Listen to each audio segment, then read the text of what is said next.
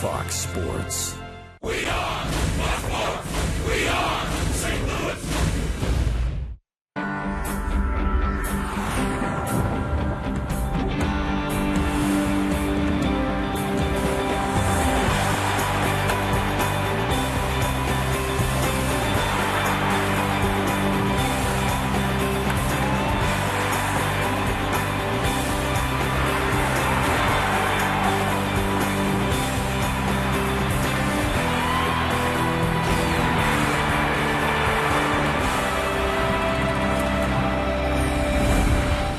Cardinal ace Chris Carpenter was back to his old self in Game 1 of the series against the Reds. 8 solid innings, needing Salas for the 9th to close it out in Game 1. Then it was Jaime Garcia. 6 solid innings of his own, just 2 hits, as the Cardinals have taken the first 2 games here against the Reds at Busch Stadium. Game 3, right around the corner. Another good pitching matchup. The Reds and the Cardinals, Central Division rivals, as we head towards the All-Star break. Rick Horton along with Al Raboski, and tonight, Al, for the Cardinals to sweep this series, they're going to have to do it with Jake Westbrook. Yeah, Jake Westbrook has been a little bit of an enigma this season. Got off to a very slow start. You can see his first 8 starts, high ERA, walked too many batters. But the last 9, he is 5-1, ERA under 350, pitching very, very good baseball. He has pitched better on the road than at home, but he has pitched very well against the Reds earlier this year. Westbrook and Arroyo are your starting pitchers. The Cardinals season has been complete with 4 back-to-back home runs. We'll take a look at those a little more closely on Fox Sports Midwest when we come back.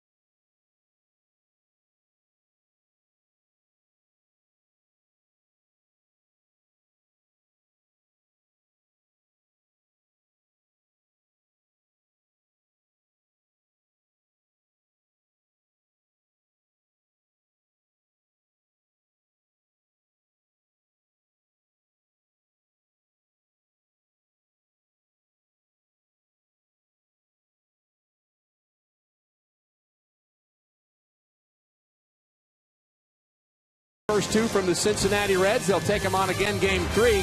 Home runs have been a big part of the Cardinals' success in 2011. And, of course, Bronson Arroyo will be on the mound tonight. He's allowed the most home runs in the National League. So hopefully we'll see a repeat of what's been happening this season. 4 times Berkman has been involved in back-to-back home runs. The first 3 he started the home run binge, and last night he finished it.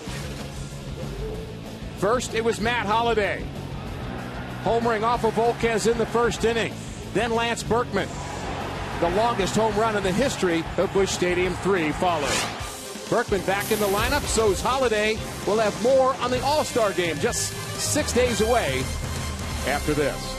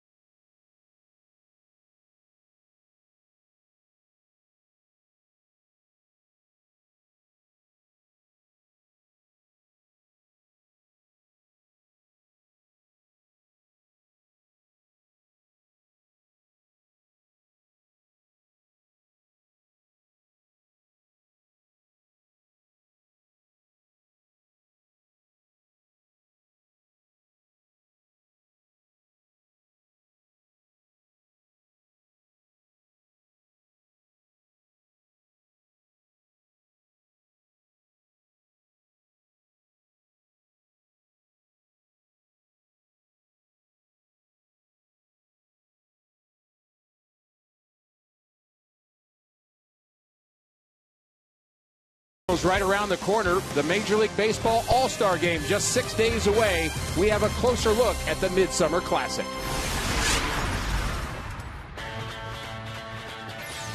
The 82nd All-Star Game in the Valley. Come on to Phoenix. It's going to be the best time you'll ever have. Hang on tight. Here we go. I think the greatest part about the All-Star Game is that the sports world stops on the second Tuesday in July. You know, reaches 30 million people. We are truly excited about this honor.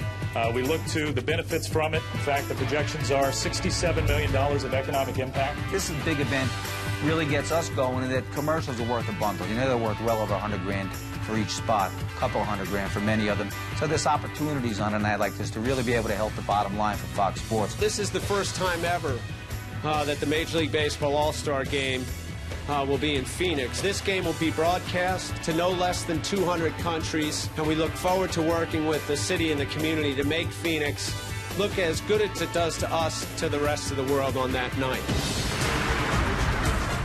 Baseball's biggest stars gathering in Arizona for the 2011 Major League Baseball All-Star Game. Coverage begins Tuesday, July 12th. It'll be live from Phoenix at 7 p.m. only on Fox.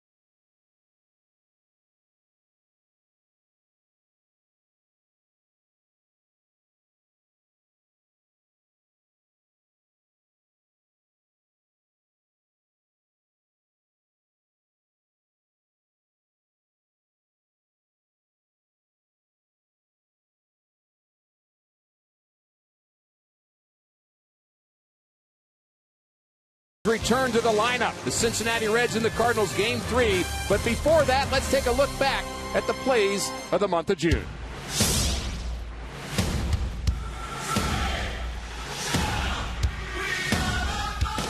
He makes the play. What a play by John Jay. Diving stop by Terrio. 2-1. Oh, what a play. Oh, long drive to left. Ryan Terrio, does he have his first home run? He does. Home run. Buckman does it again here in Houston.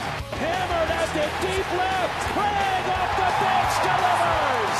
How about this guy? Lance Lynn, 5 strikeouts. Back-to-back strikeouts from Mitchell Boggs. Holiday in the air to center field. At the track, at the wall, goodbye. It's well hit. This ball is gone.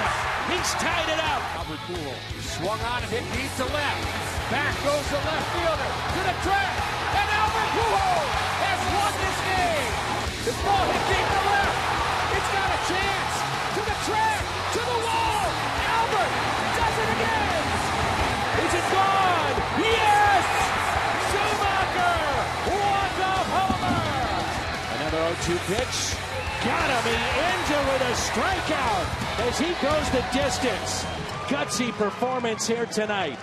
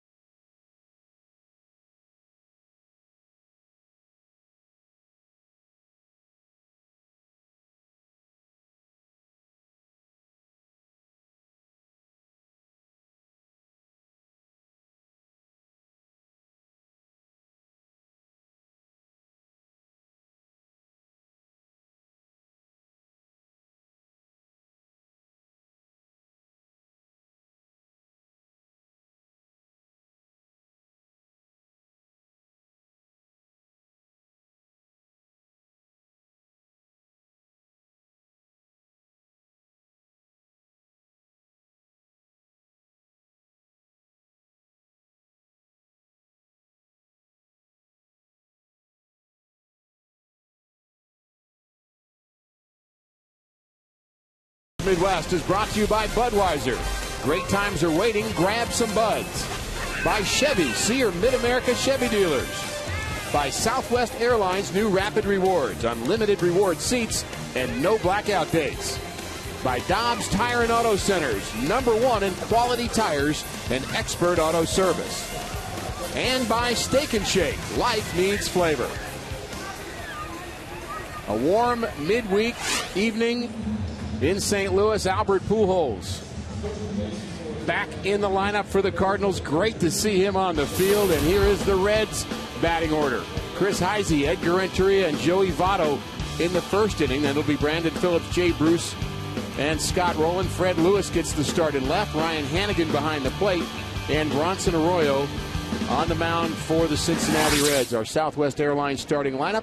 Jake Westbrook is ready for pitch #1. And it's hit deep to left. One pitch. 1-0 Cincinnati. Well, let's talk about the ground ball pitcher, Jake Westbrook. Well, I was going to tell you, has only allowed 1 home run to Cincinnati Reds, as Bronson Arroyo has allowed 11 to the Cardinals. I'm glad you didn't get that out, Al. No. But we First expect pitch. him to keep the ball down and right in the middle of the plate. And Heisey hits a home run. He had a 3-home run day recently. Can't we just start over? Do-overs. Do-over. Chris Heisey has some power in the leadoff spot for Cincinnati. 4 pinch hit home runs last year, and then Edgar Renteria tries a bunt, testing Daniel Descalzo. Well, it's very interesting to me.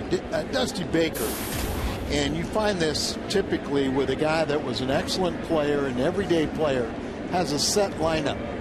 But the way the Reds are struggling right now, he's really making multiple changes uncharacteristically. Another line drive. The veteran Renteria has a base hit. And not a good start for Jake Westbrook. The defense behind Jake Westbrook here tonight. Colby Rasmussen between Holiday and Berkman in the outfield. Descalzo and Terrio on the left side. Schumacher and Pujols on the right. And the Dobbs Cardinals defense battery is Yadier Molina and Jake Westbrook. Uncharacteristic for Westbrook because he keeps the ball down. Second best ground ball pitcher in the game. He's improving at home. He has the identical ERA home and road, just much more run support on the road. And you would expect him to win this matchup, a home run pitcher in Arroyo versus a ground ball pitcher. But the game of baseball can be a funny thing. It sure can. I'm not sure Westbrook is laughing right now. Not that kind of funny. Pitched very well his last time out in Tampa Bay. He shut down the Reds on 3 hits for 6 innings earlier this season. And the 3 All-Stars for the Reds have been very quiet in this series. Just 4 for 18, and 3 of those hits been by Joey Votto. But all singles. All singles, exactly right. Cardinals All-Stars Molina, Berkman, and Holiday have just 4 hits as well, but 3 of them home runs.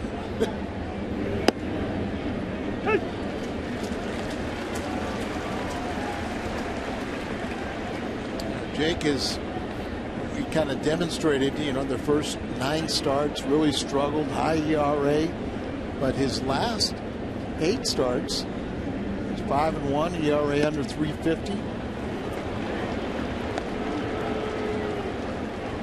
He walks Joey Votto and the watchful eye of Dave Duncan. Some nervousness there. I saw a stat that the last 6 times, or the last 7 times that the Reds were facing elimination, they are 6-1. But the Cardinals have already won this series. It is early, got to catch up.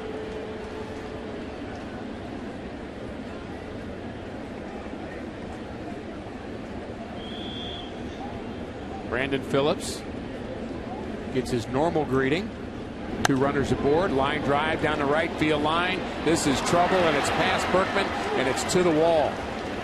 Renteria scores, and here comes Joey Votto. He's going to score, and Brandon Phillips slides in safely with a triple. I like the double for hitting in the cycle in the first 5 batters.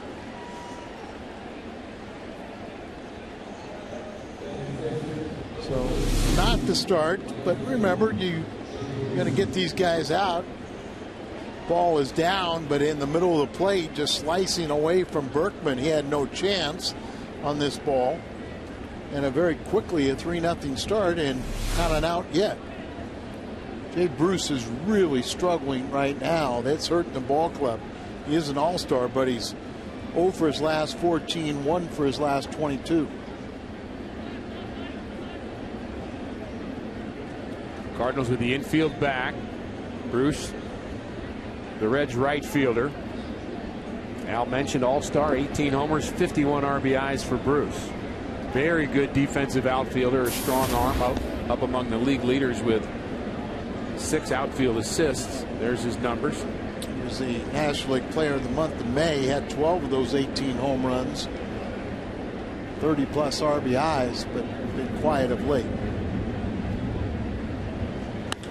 And this ball hit hard to right. Berkman to the track, and he's going to watch this one sail into the Cardinals bullpen. And just like that, it's 5-0 Cincinnati.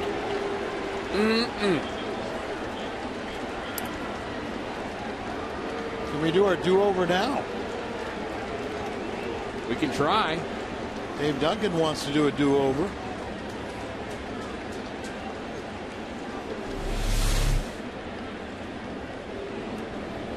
Just down and in, off-speed pitch, right in the wheelhouse of a power hitter. And that's how you break out of a slump. We've seen some bad innings from Jake Westbrook, Al, but a lot of times we've seen those in the 5th, 6th, or 7th after he's already seen the lineup twice. I'm not sure we've seen him with a start like this. Well, and you and I both know that if you're out there long enough, you're going to have these type of games. But you know, the one good thing is it's 5 runs right now. Nobody's on base. Hopefully you can get out of this inning. Don't do any further damage. Go out there and pitch it as long and as hard as you can and let your team catch up. That is strike number 7 delivered by Westbrook, and he's given up 5 runs. You know, there is you know, that is hard to do. I agree. Another line drive, backhand by Terrio, long throw, and he gets Scott rolling. Nice play by the Cardinals shortstop Terrio deep in the hole. That's what we're expecting, to get the ground balls and let your defense do the work. Not an easy play for Terrio, but he makes it deep in the hole, sets himself. High arc on the throw, but beats out Scotty, who you know is always going to be hustling down the line. Albert really hasn't been much help since coming off the disabled list, has he, Al? No, what has he done for us lately? Got his team down 5-0 in the first inning. But it is nice to have Albert back in the middle of that lineup. We see Pujols, Holiday, and Berkman, so the Cardinals certainly with a chance to get to a pitcher like Arroyo. When he's good, he's good. When he's bad, bad. So Cardinals certainly have a chance here tonight. Well, you know, Arroyo is really one of the questions. We'll get in more with the Sky Report, is health. You know, they really aren't sure how healthy he is. He's given up a ton of home runs, so this could be one of those, just the opposite of what we saw the Carpenter game, you know, where one pitch decided the outcome. This might be the last team that hits. Another line drive to center. Rasmus has a beat on it, makes the play. So what Westbrook must be hoping for here, Al, is 6 innings, 5 runs. That's the way he has to be thinking right now. That's it.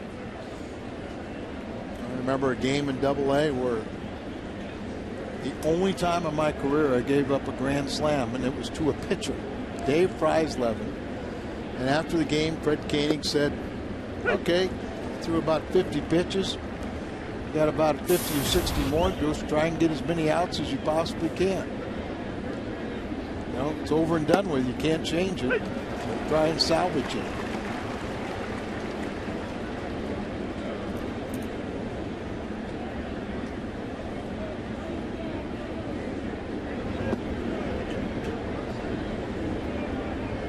One-two to Ryan Hannigan, the Reds catcher. He started here in game 2. Ramon Hernandez is the other Reds catcher. Hannigan a little bit better receiver. Ground ball to Schumacher, and mercifully the top of the first inning ends. Reds came to play here tonight in St. Louis. I'm sorry, where are we?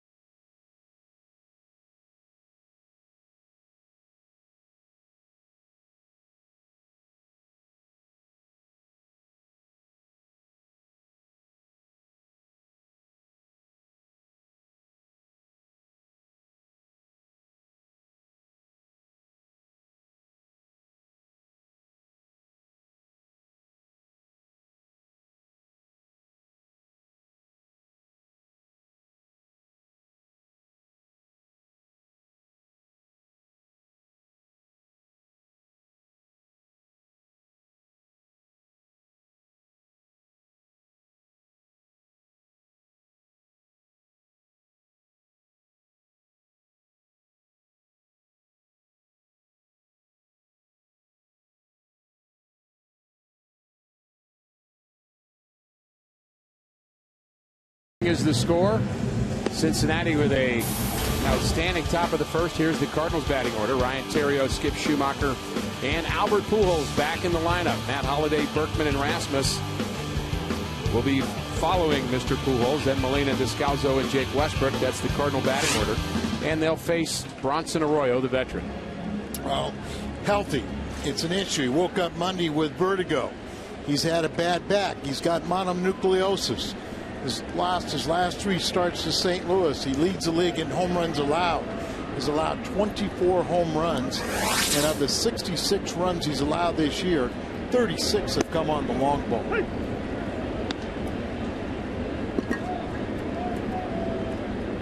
But after all that, he has a 5-run lead here in the bottom of the first. Matter of fact, Dontrell Willis is starting at AAA, and they held him out in case he was going to be needed to make this start tonight. He never did arrive, as Arroyo felt better yesterday, but his velocity is way down. He does, he needs every bit of his velocity, but he will invent a pitch on the mound. Very tricky. And very durable in his career as well. Well, since he's come over, he said he's taking the ball. He's got 3 15-game winning seasons, takes the ball every 5th day. But he's not all there right now. The 1-2 to Theriot misses away. Arroyo, 6 straight years of 200 or more innings pitched, kind of a benchmark for starting pitchers. Isn't that amazing? You really think about it, 200, we say, whoa, what an Iron Man. He's just averaging 6 innings. It should be basically the minimum for a quality starter.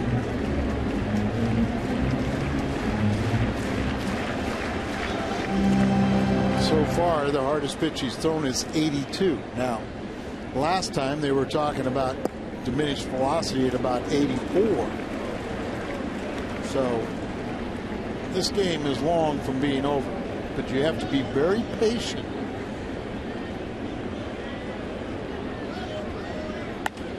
Ground ball handled by Arroyo, and he sidearms it to Votto. Theriot is retired. Very good defense behind Bronson Arroyo here tonight. Fred Lewis, Chris Heisey, and Jay Bruce are the outfielders. A lot of speed there.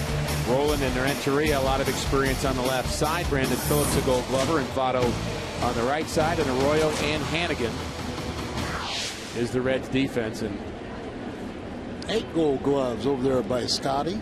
And how about that play he made in game 1 of this series? A non-play, but it was. He didn't want to talk about it afterwards because he said, well, nothing really happened. Yeah, but it was special. Skip Schumacher batting in the 2nd spot. And a ground ball to Phillips. Very sure-handed and very stylish.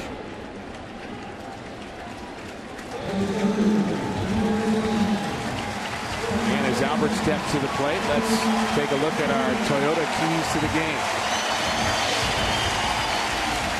We talk about that Bronson gives up a lot of home runs, and here are 2 of the best. Got 8 home runs combined. Look at the RBIs. And really, in some ways, surprising that you would put Albert in against a soft tosser. You can really lock up that wrist and hurt yourself, trying to swing at an off-speed pitch. A hard thrower, you just let it fly. But the caught in between swing is where you can check your swing and hurt yourself. Albert always has had a flair for the dramatic, though, hasn't he? Yeah, well, absolutely, and a lot of it is, wanting to heal. I think the psychology of an athlete is when you have an injury, you go to a professional, and the Cardinals have some of the best doctors in all the world. You trust them when they say, okay, you're ready, and you just pronounce yourself well and go play. Now, that's not everyone. I know one of our favorites was Willie McGee, and Whitey Herzog used to say, I just, if it was a 3-week injury for Willie, I knew it was going to take longer.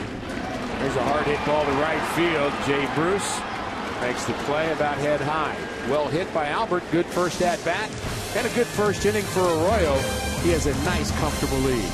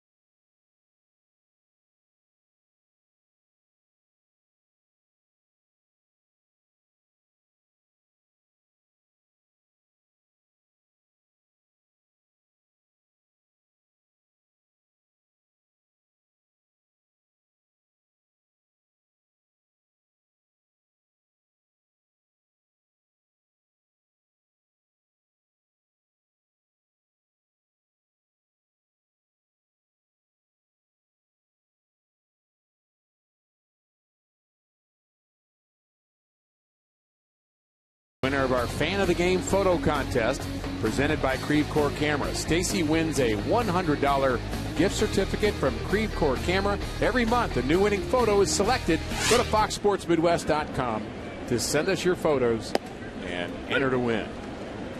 Strike 1-2, Bronson Arroyo leads off here in the top of the second inning.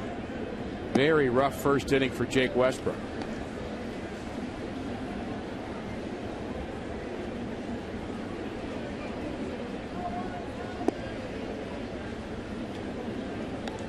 Arroyo has 5 career home runs.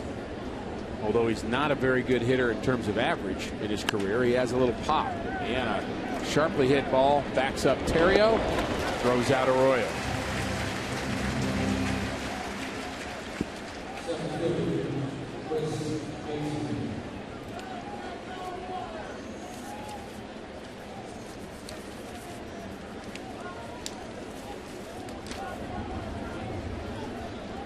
Heisey hit the first pitch of the game into the Reds bullpen.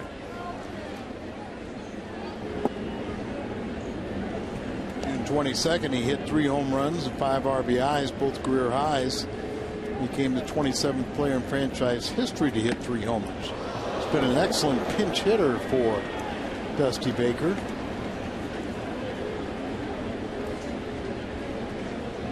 Leads all major league pinch hitters in hitting.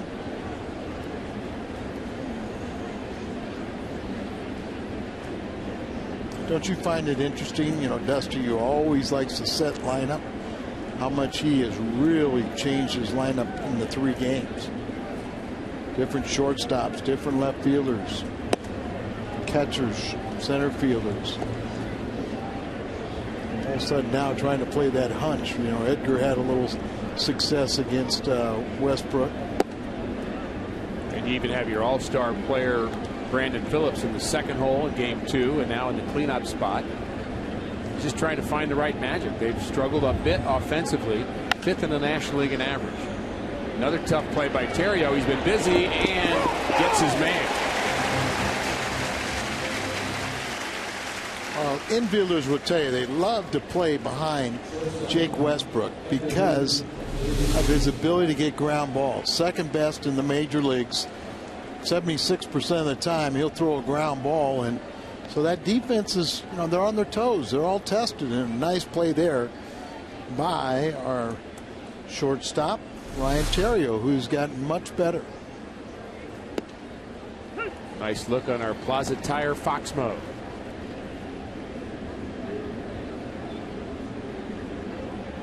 Westbrook trying for a 1-2-3 second.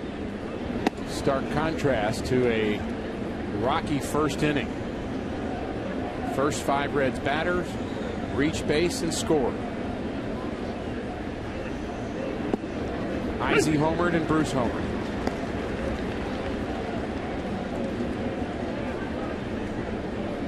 A little more determined on his mannerisms out there as he's going, okay, you ticked me off, now I'm going to get you out.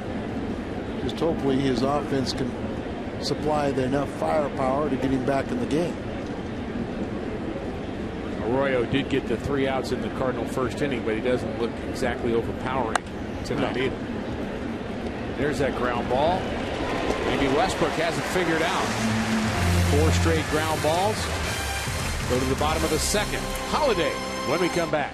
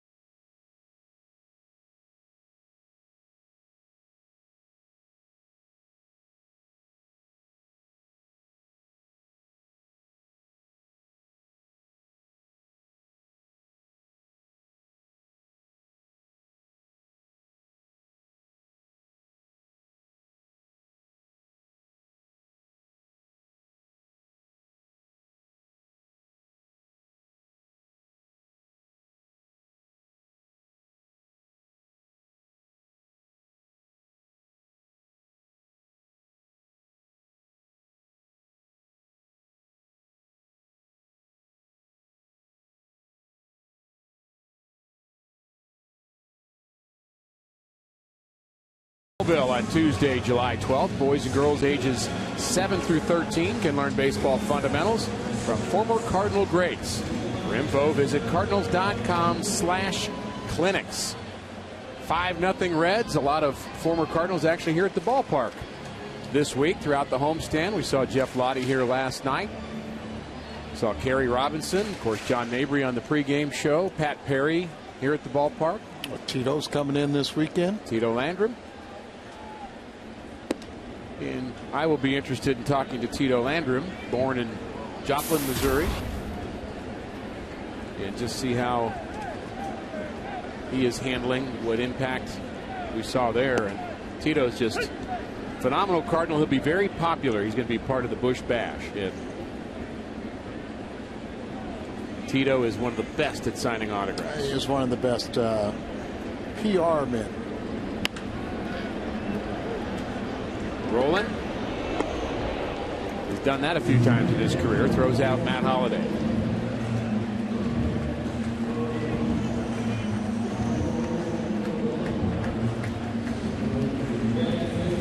I first met Tito Landrum when he was a young minor leaguer in St. Petersburg, Florida, and working undercover security for Moss Brothers, an apartment store down there in St. Pete. Ended up having a pretty good World Series with the Cardinals. Almost the MVP. You bet. Lance Berkman.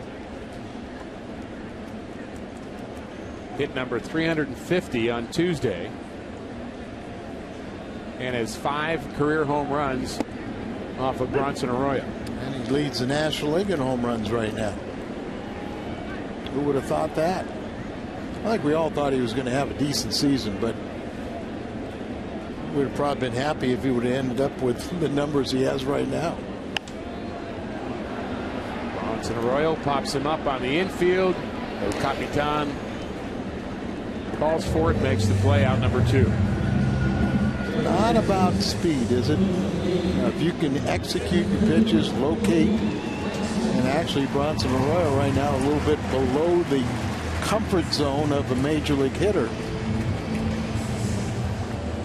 Not quite up to hitting speed, is it? No. Well, whatever it is, it's working. 5 up, 5 down for Arroyo, now facing Colby Rasmus. Cardinals have had a little trouble trying to close out a sweep.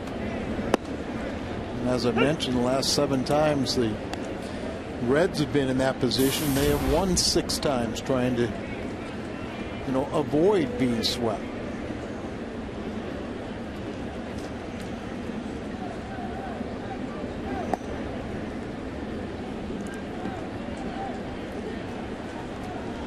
A little early, but maybe we're doing them.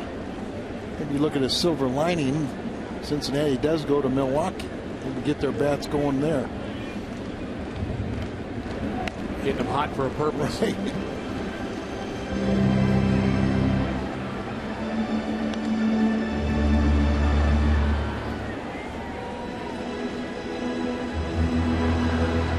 Milwaukee did win this afternoon 3-1 over Arizona.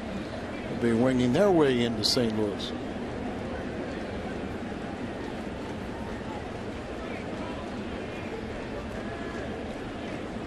One and 2 to Colby Rasmus. You might have thought when you saw the schedule and saw Arizona coming into St. Louis right before the All-Star break, hey, that's a way to pick up some wins, pick up some ground, but that club is a lot better than I thought they'd be. No doubt about it. Kirk Gibson's got them charging. They've played very good, and they've been very competitive in the West. The Cardinals, Fox Sports, and the state of Missouri teaming up to help you stop smoking. For more information, call the Quit line at 1-800-QUIT-NOW.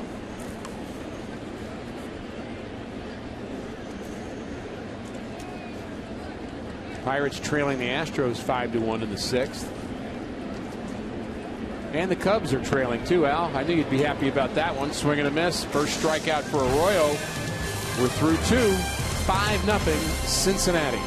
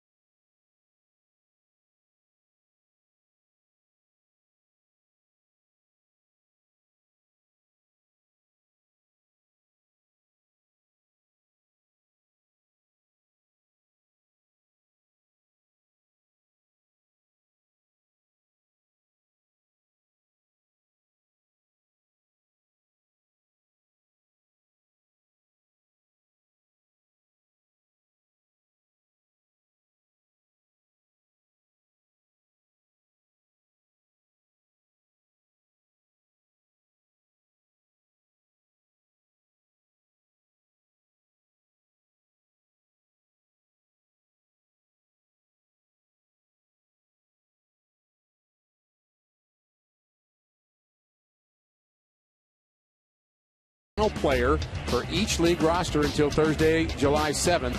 Cast your All-Star Game final vote now at Cardinals.com.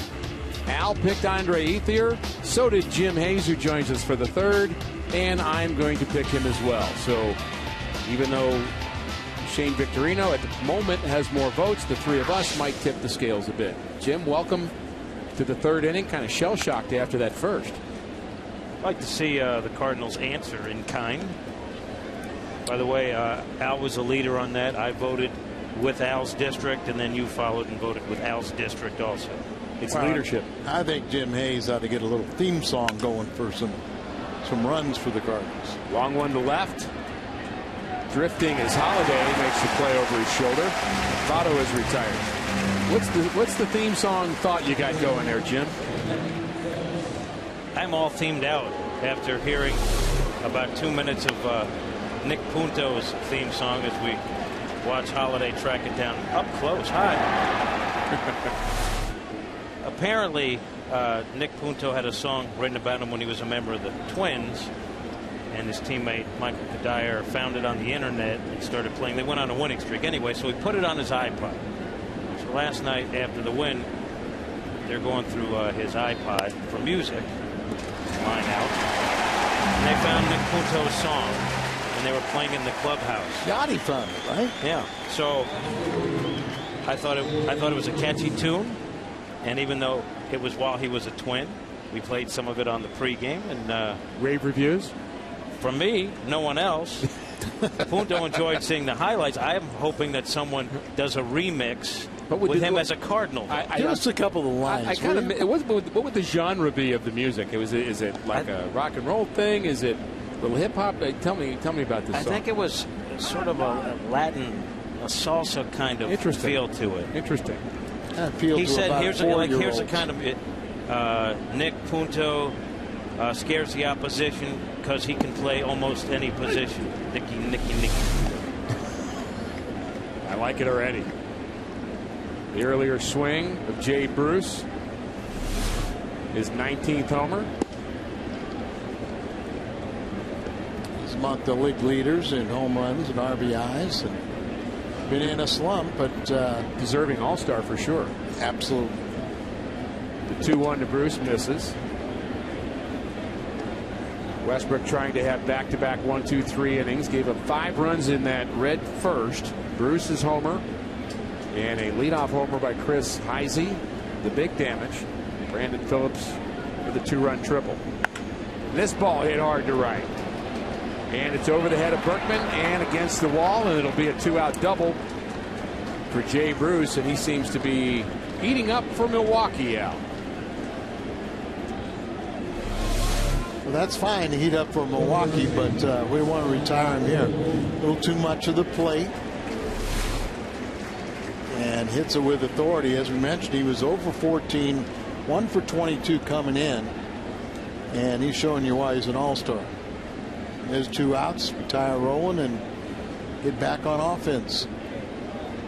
Scott Rowland, outstanding Cardinal third baseman, now playing for Cincinnati. Bats with 2 outs and takes strike 1. Normal Cardinal third baseman not in the lineup here in Game 3. David Freese. Just a day off for just a day of rest, says Tony. He had played 8 straight games. I asked David Freese, rest well? No. Glad to be at least getting a breather? No. But he's glad to do what Tony says. But all 3 of those are the right answers. He said, I said, how do you feel? And he said, normal. Not normal for him over the last couple of seasons, which is banged up and dealing with something, but he feels healthy. And he'd love to be out there, but he understands that Tony likes to give certain guys playing time and also certain guys rest here once in a while. And I think I read something. Cardinals have had something like 20 third basemen since Rowland has left. Obviously, David Freese is going to be the top of that 20. Scott Rowland, there's just something about him. Just a special player, a real professional in the way he plays the game.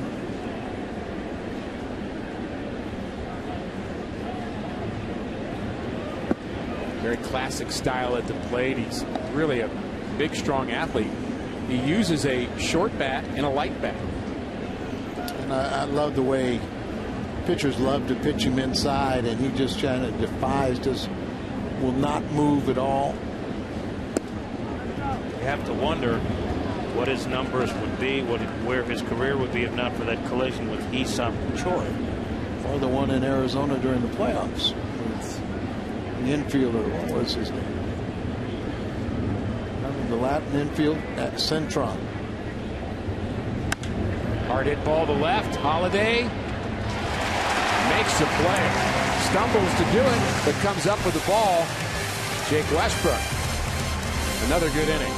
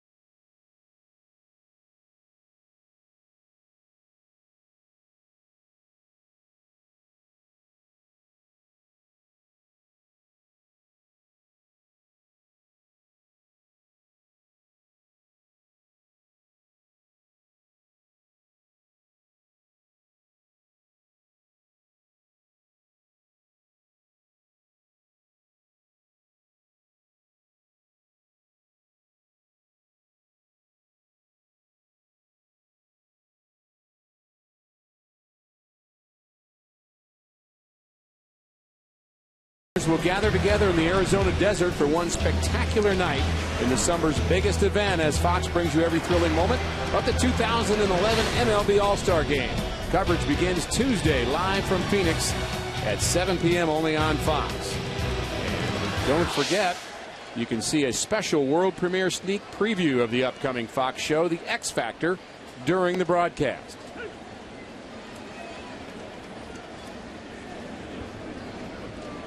Bottom of the order for the Cardinals, Molina, Descalzo, and the pitcher Jake Westbrook against Bronson Arroyo, who has been very typically Bronson Arroyo, not throwing very hard. That one at 88, but a mixture of breaking balls and arm angles, and throws everything but the kitchen sink at you. 2-1 to Molina.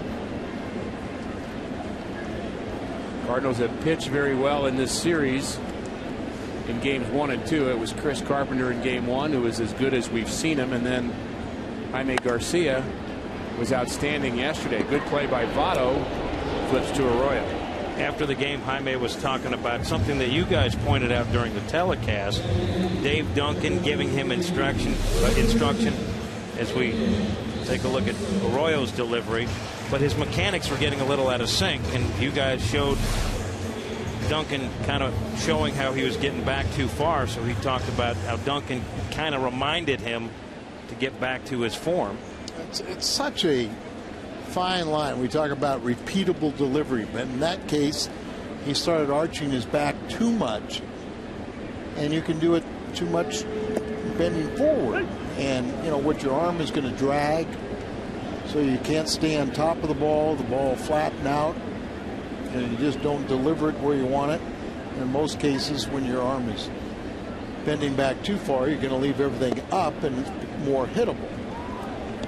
You think Jaime knew that Professor Al Raboski gave him an A for his effort? Maybe an A-, if I recall. Was it an A-? A B+. Oh boy, you're getting harder by the minute. Yeah, it's, you know. Tough play, close play, he's safe. Daniel Descalzo beats it out. He beats Arroyo to the base. Never hurts to hustle, does it? How do you not like the way Daniel Descalzo plays this game? Little high throw there, maybe a little nonchalant by Joey Votto. Little high flip right there, and it cost him a base hit. You know, as a pitcher coming across that line, you gauge the speed of a runner That determines whether you take a banana route up along the baseline, or do you have to make a direct path, but you're always looking for the ball chest high so you can see it, and with your peripheral vision you can also see the bag. Just step on it and catch it one. But when you have to jump up, then you lose sight of that bag. Pretty athletic for Arroyo just to catch that and find the bag at all. Tough place. There's a hit and run, and Descalzo is out at second base. Things just not going the Cardinals' way here tonight.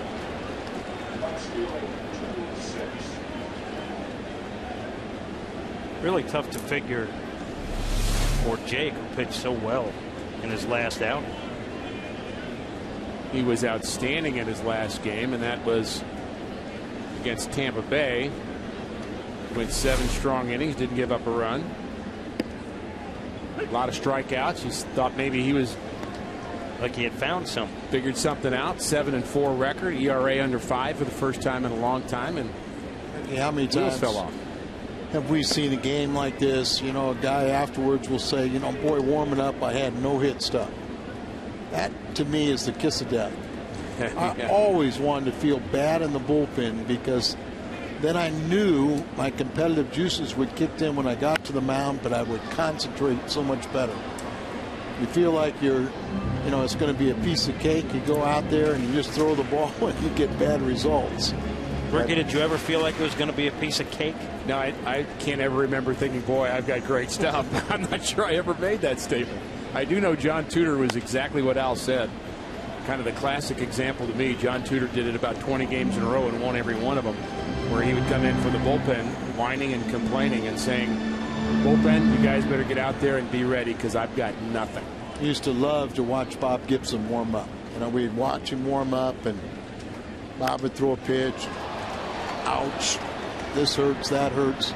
But the days where he never said a word, you knew his arm was killing him, but you also knew he was going to go out there and give you a winning performance.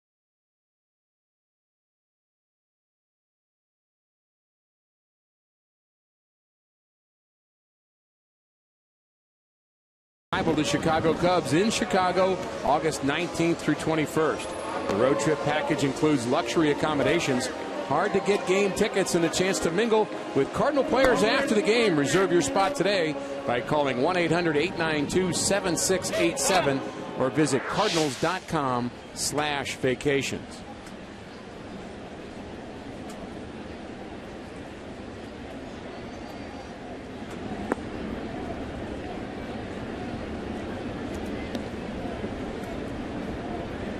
7, 8, 9 for Cincinnati.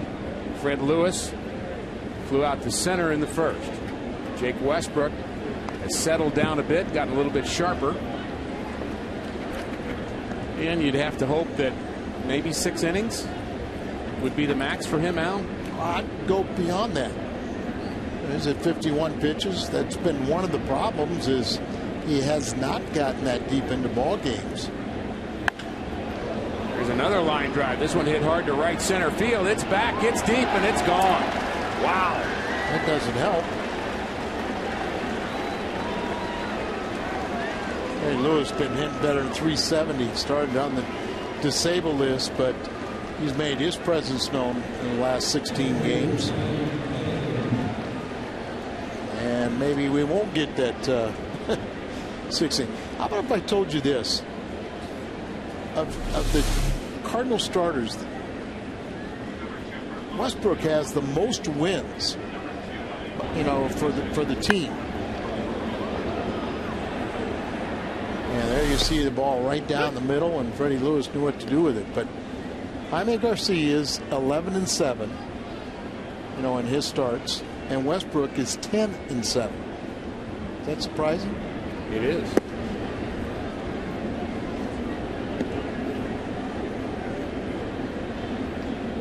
Giving up 7 home runs prior to tonight, and already 3 here tonight.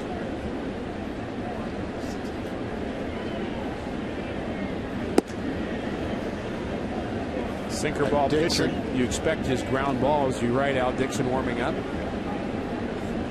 The rookie. Good opportunity, and one sinker baller follow another sinker baller, but let's get the sinkers going.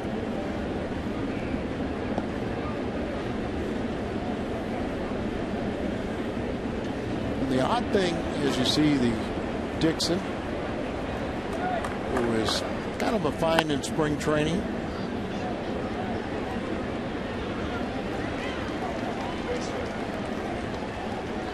Ground ball base hit for Hannigan.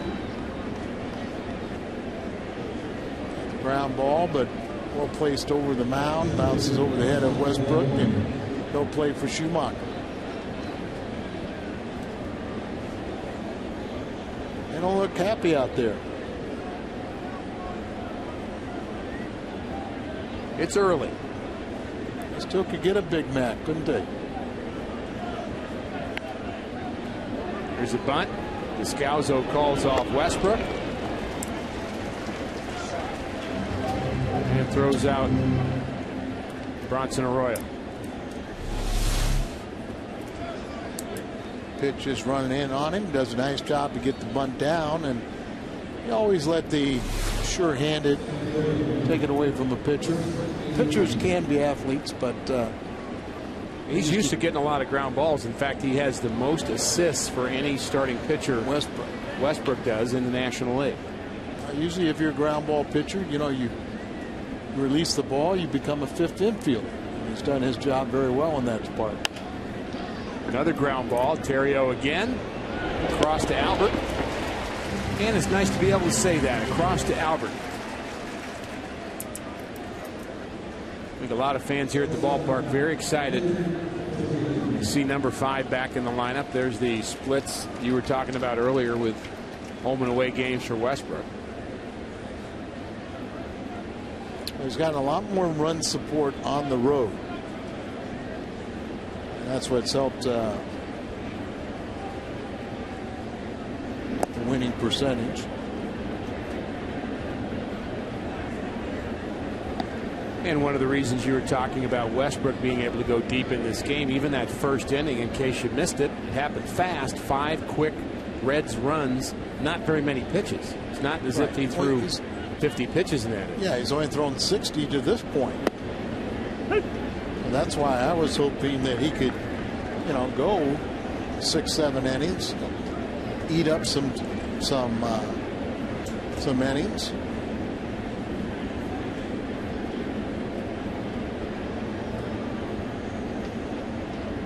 The 1-1 to Renteria. And it really makes no sense that he has had troubles getting through 6 innings. A sinker baller traditionally the more pitches they throw, the more tired they become and the better action they have on their pitches. And they become more effective. Used to think about a sinker baller, you always wanted them in a 4-man rotation because you wanted them tired. 1-2 is blooped into center field. Schumacher makes the play. Reds tack on another. Fred Lewis's second homer of the season. 6-0 Reds.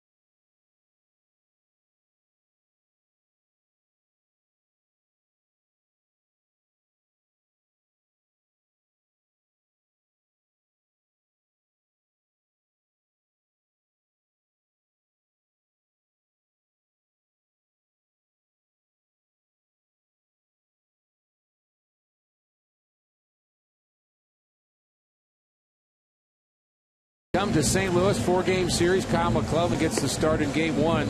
Looking to get back on track is Kyle McClellan. Coverage begins at 6:30 p.m. right here on Fox Sports Midwest. Just a little indication of how well Arizona is playing. If the Cardinals go on and lose this ball game, which we're not predicting, they would have the identical records, 47 and 41. They're chasing the San Francisco Giants, just a game behind them going into play tonight. They lost to Milwaukee, so they're a game and a half back, but San Francisco is hosting San Diego. That game later. Easy play for Arroyo. Terrio's 0 for 2. Cardinals start play a game and a half ahead of Pittsburgh and 2 ahead of Milwaukee. As mentioned, in Milwaukee has already won. Pittsburgh is trailing the Astros 5-2 in the 7th. And baseball, Al, one of those games that you kind of scoreboard watch all year long. It's just part of the deal.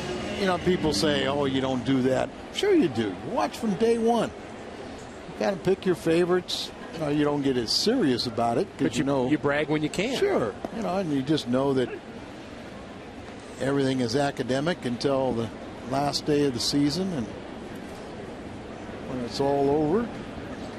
But I used to use it as motivation. I used to watch the team we were chasing. You know, they had won, so I felt like I had the extra pressure. I put that pressure and say, okay, I gotta respond. I gotta equal what they just did, or I could pick up a game. So interesting to hear from the Milwaukee broadcasters that told us that the Brewers team collectively was disappointed the week that they kept winning, but the Cardinals kept winning. Yeah. This has been a couple of weeks, but they were just so frustrated they couldn't gain any ground. And that's what happens with young teams that are not accustomed to winning. You know, they panic a little bit. You know, boy, we're winning day after day after day, and we can't pick up any ground. As long as you win, you're picking up ground. There's so many cliches in the game of baseball. One game at a time. You know, just win your game. Everything else will take care of itself. But the cliches come from something, don't they? Yeah, they're meaningful.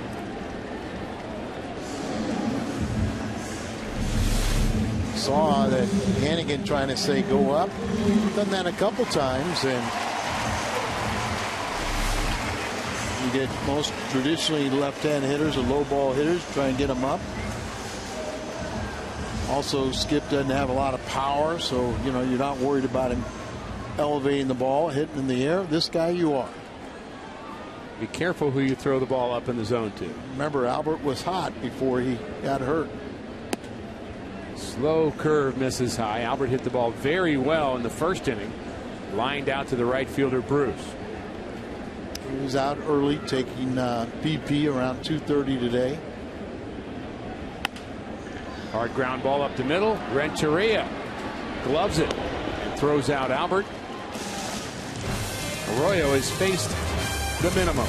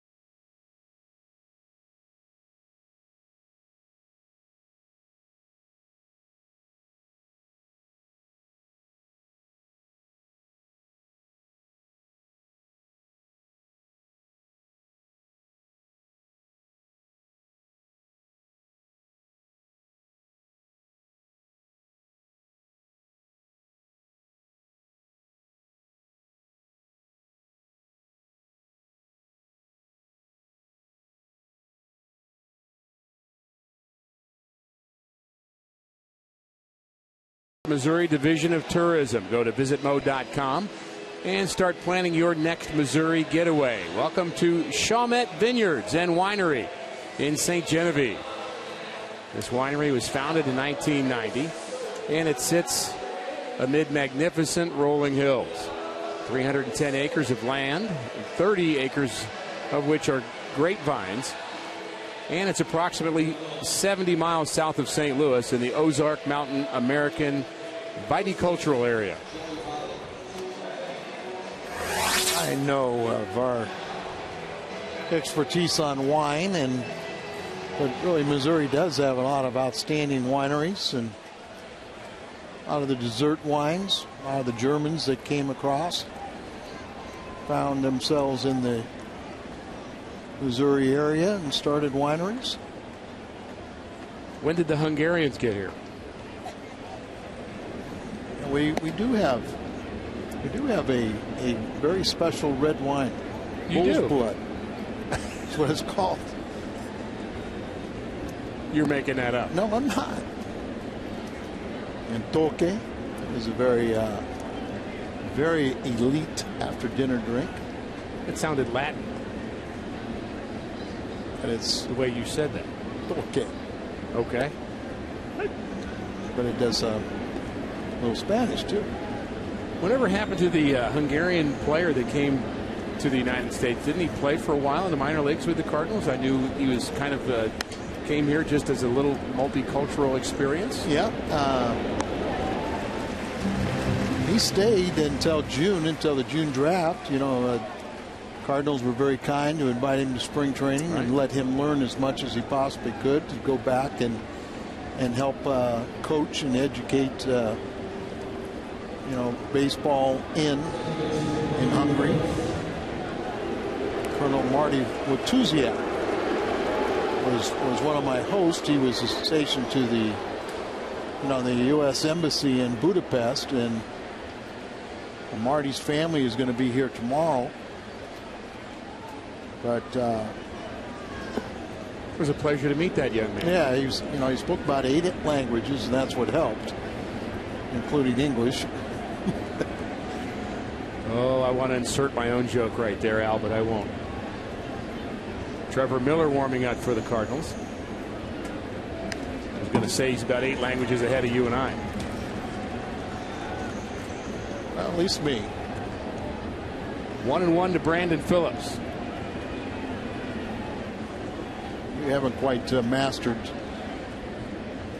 the class, because I'm the only graduate of the Mike Shannon School of Diction, but I'll get you there soon enough. Well, I did say the Reds scored 5 runs in the first inning here in Cincinnati. Maybe you're rubbing off on me, Al. That's nothing. Base hit to right for Phillips, 1-out single. We talked about the Busch Bash prior to every Friday home game in Ford Plaza. You can have live music, player appearances. July 8th will feature our good friend Tito Landrum, Terry Lee Landrum. For details and future player appearances, visit cardinals.com/promotions. And we're going to have a pitching change as Tony's seen enough. 70 pitches, and here comes Trevor Miller.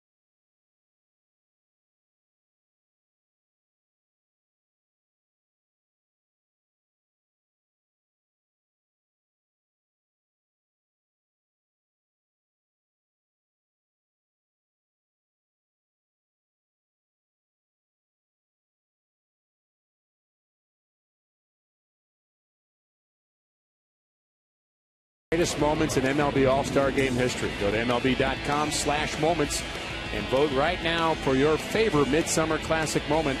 And tune in to the 2011 MLB All-Star Game Tuesday, July 12th at 8 p.m. Eastern, 5 p.m. Pacific.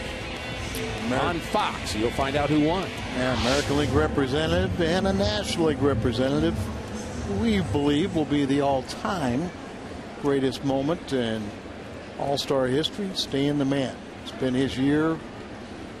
Why not make it one more accomplishment?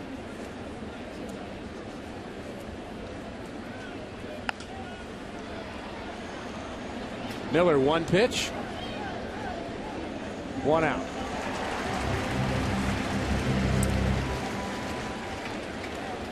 Trevor, 38 years of age now. He's pitching his 3rd season with the Cardinals, and first 2 very, very good. Been a little inconsistent with his breaking pitch.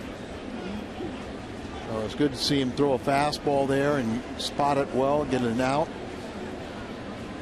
Saw Trevor down on the field today, and I said, you know, one of those days, temperatures mid-80s, but very humid down on the field today. I said, you know, it's really going to be one of those days, it's not going to be hard to get loose. And he said, it's one of those days I want to be out there getting loose. So you got the sense he really wanted to get in the ball game and get back on track. Especially when you see some of the veteran guys, and you know, we're down. Talent went on the disabled list. That's how Albert was activated. So 2 lefties in that bullpen, and Trevor's realistic. He knows that he hasn't had the season that he envisioned or the club envisioned for him, but you put it all aside, and what do you do for me lately? You can make a statement right now. Certainly has a chance to turn it around, and he's done that before in his career. Absolutely. And as much as we love Trevor Miller, you'd say you look at his numbers really aren't that bad this year. I would say he hasn't pitched as well as his numbers indicate. Well, you know, he's had too many times where he has failed to retire a batter. Right. And of course, a lot of times you come in, face one guy, you walk him or give up a hit. There he lets a steal. Got picked blind there. First movement. Fifth steal for Phillips in 8 attempts, but Trevor's going to get the opportunities that when it's all said and done, he can still have a very, very solid impact on this ball club. What he has dealt with in his personal life with his daughter and everything, he's a guy you really, really pull for. And we like to talk a lot about the veteran leadership need in every aspect of the game, on your bench, on the field, in your catching core, out in your bullpen, in your starting rotation. He's a guy that really does that. This ball hit deep by Rowland, and this ball is gone. Holliday's playing it, but the third base umpire, Dale Scott, says that ball got out of here, and Scott Rowland has his 5th home run of the season, and the Reds tack on. 2001 hit, a home run. Still two doubles away from 500, but just a rocket, just a line drive, just snuck over the fence. Lena set up away, and look where the ball is. Down and in, just dropped that bat head, shortest part of the field. Little slider that he misses location, trying to backdoor it, and that closes the book on Westbrook. Again, not a very good book for him. 4 1/3 innings, 8 hits, 7 runs, all of them earned. 1 walk and no strikeouts. That ball just barely cleared the left field wall. It just looked like it got over that first wall, the auxiliary. And got off the Cardinal sign and back into play, but over the fence.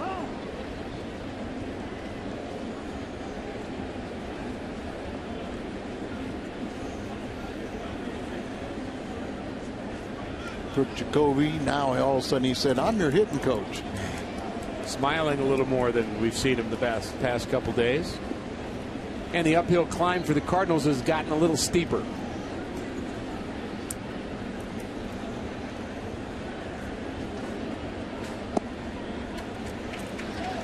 Miller gets the lefty. But Scott Rowland has homered. 8-0 Cincinnati.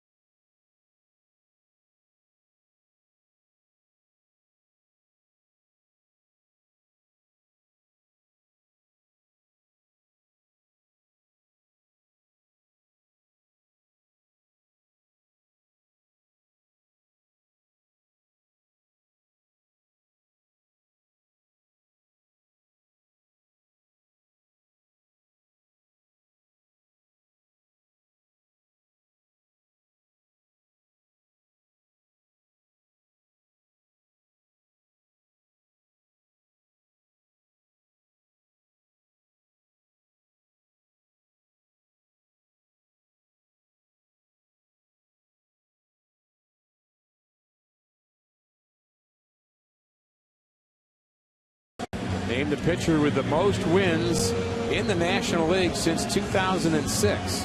Is that a hint? We always give hints. Oh, Derek Lowe. But sometimes we trick you with those. With a chance to tie it here. He does have the most starts in baseball since 2006. He's tied Dan Herron. This ball hit hard to right. Bruce is back to the track. And a nice play over the shoulder. Very athletic play by the good right fielder, Jay Bruce. I just love to watch a guy go back under control. You know it's well hit. It's going to not be an easy play, but you just don't panic. And you just kind of pick a spot. You kind of run back to it. The last second, you reach up and haul it in. And makes a very nice play. Seen some nice plays by the right fielders in this series. There's a nice view of the play by Bruce on our Hyundai Foxmo. Lance Berkman is 0 for 1. And I'm trying to remember all those maladies you were talking about earlier that Bronson Arroyo has, because I haven't really seen. Mononucleosis, okay, that's one. vertigo, a bad back, lack of velocity. Sounds like the secret to pitching. Well, they even said, remember, he bent over, first play of the game, he bent over and picked up a ground ball to Battaterio. They said his last start, they kind of questioned whether there was a $1,000 bill on the ground if he could bend over to pick it up. That's how bad his back was.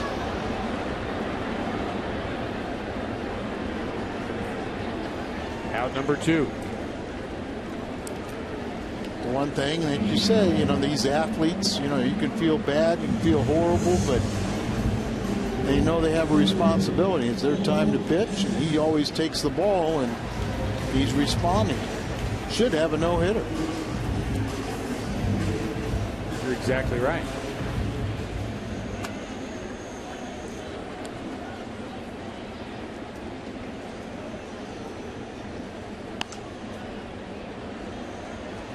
I wonder if they would ever go back and change the ruling on that hit, Al. If he gets a little deeper into this game, you might have been able to call that an error. You might have, but I'm not trying to get the guy the no-hitter. I'm just asking the question. I know. I think the integrity of the game is you don't go back and change it once you made that call. You do have that right. Just asking, Al. I agree with you. You know how you stop it, or stop just us talking about it, get exactly. a clean hit. And there's plenty of time for that. Cardinals batting here in the 5th inning. Really not the start the Cardinals were looking for. They won the first 2 games convincingly, at least the second game convincingly. A great game in game 1, pitcher's duel with Cueto and Carpenter. And then you've got Albert coming back. You think, Al, everything's just firing on all cylinders, and you come out and you're flat. Let's put it this way. If they didn't change the Armando Galarraga play, right, they're going to change this one.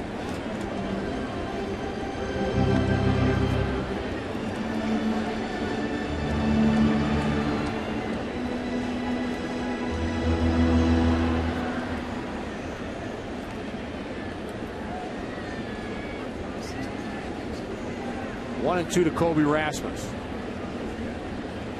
Molina hits next.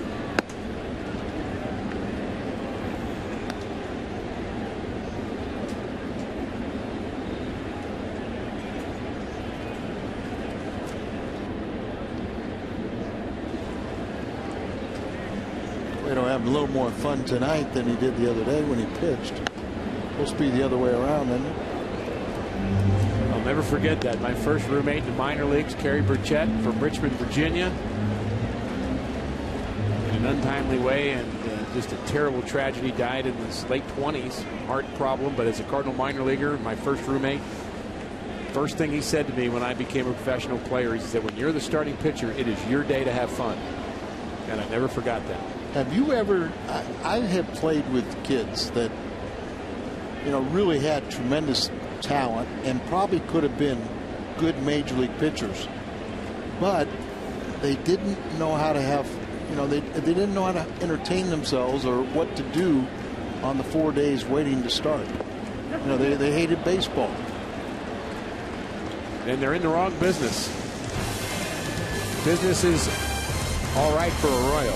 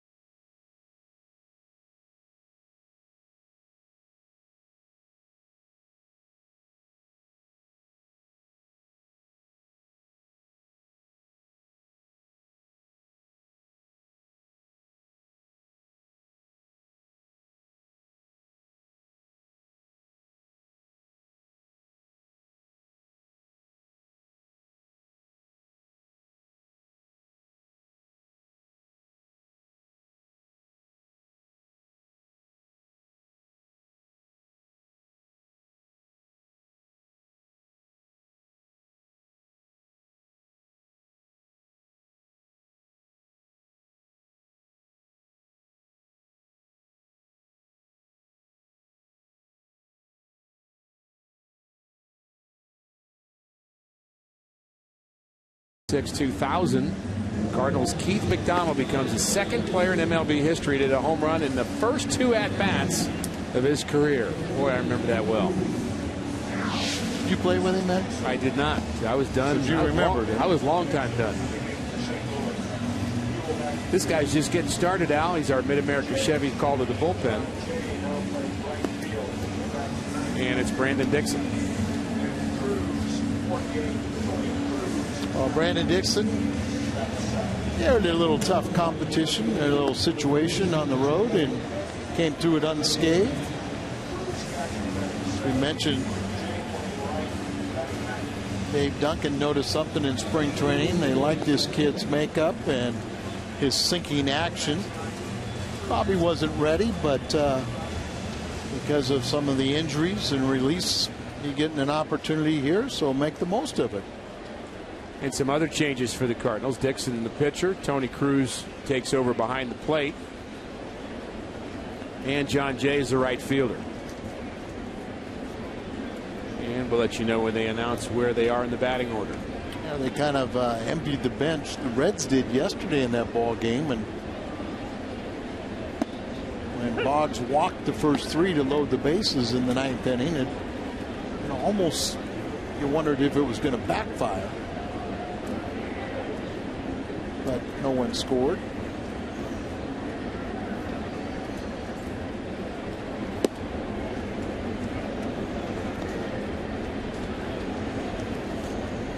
A little worried about Mitchell Boggs getting out of that inning late.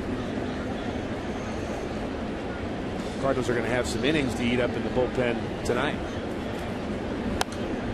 But sometimes it's fun to watch these young kids. Dixon last year was 11-8 at Memphis, 28 games, 27 starts. He was originally signed by the Cardinals as a non-drafted free agent August 10th of 06.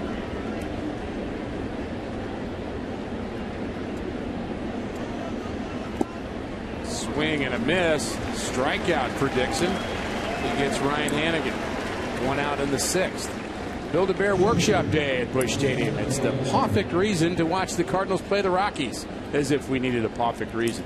Sunday, August 14th, 12,000 fans ages 15 and under will receive a bear honoring Stan the Man Musial. For tickets, visit Cardinals.com. Dixon played his college baseball at Tuscaloosa, college down in Tennessee. That's where the home of Worth bats. Undrafted, so he really had to work hard to get to where he's at. He's showing a pretty good short, tight slider. He produced 20 double play balls, leading Memphis pitchers, and tied for 4th in the Pacific Coast League. So, indication of that sinker slider action. And I don't think it's cheating to throw a slider to the other team's pitcher. Do you? Just throw him a slider. Get him out. I had to have a slider to do it. I didn't have one, but you would have. I'd do whatever. Everybody says, hey, just throw him fastballs. He's a pitcher. That's the one thing they can hit. Yeah, there were some pretty good hitting pitchers I had to face at times that you made sure you gave him your best fastball. Well, whatever it was, Arroyo didn't hit it. There's the delivery of Brandon Dixon.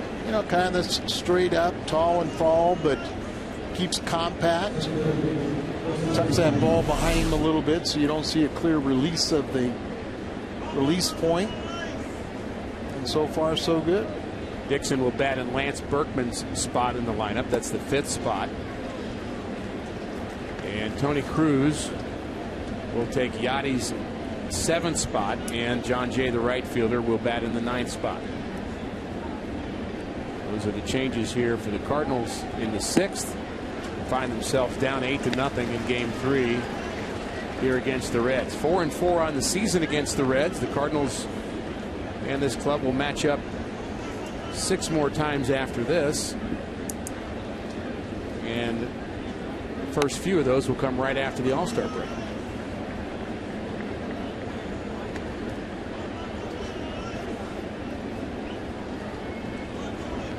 The first two were very, very well played games by both parts, especially by the Cardinals, and this one pretty much all Reds.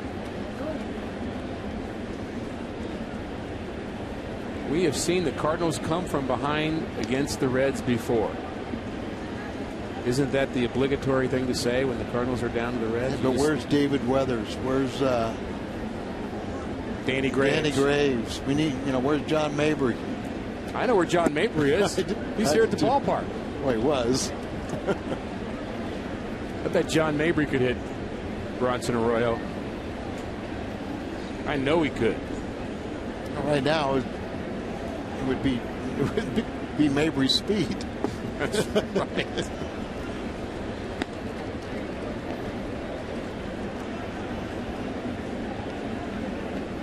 Chris Heisey got this mess started by taking the first pitch from Jake Westbrook and hitting it into the Reds bullpen. I'm blaming him. 2-out walk. Well, we can only hope, Al. We can only dream of a comeback like this. There's Danny Graves. And what the Cardinals, is that 9 runs down? Back May 2nd, 05. I love the smiling faces. Barry Weinberg and Dave Duncan kind of shaking his head. Sometimes you get in a game like that, you just know it's going to happen too. I mean, you knew every time Dusty or whoever was managing would bring in David Weathers to face Albert, you knew it was going to be a home run. Heisey the runner at first. 8-0 Cincinnati, top of the 6th. This is low. There is a gentleman who's here at the ballpark tonight, Bob Renberg. He's here with his wife, Ruth. They are attending their first Cardinal game ever. He has been a lifelong Cardinal fan. Grew up in Wisconsin, moved to Seattle, has retired in Arizona. Lifelong fan, has come to St. Louis for the first time to watch his favorite team play. And this is what he gets. And this is what he gets. But we're so glad he was able to make the trip and be here. And if he's a lifelong fan, Al, he's suffered through the ups and downs before. Well, he hasn't suffered that much. No, he hasn't. The 1-2 to Renteria. It's fouled off. Cardinals, the most prolific National League club in all of baseball history, second only to the Yankees. World Series of pennants. Big differential, but still. Most prolific, but they weren't the first. The Cincinnati Red Stockings, May 4th, 1869, beat the Great Westerns 45-9 in the first professional game. I hope we're not headed towards that score.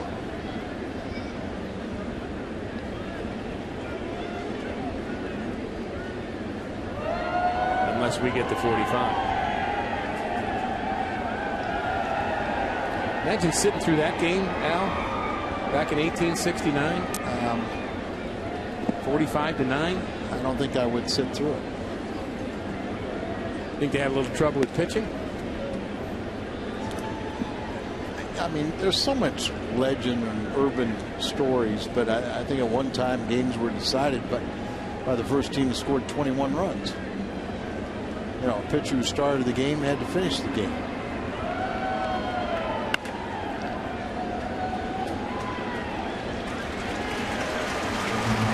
Nice inning for Brandon Dixon, the rookie, showing very good form.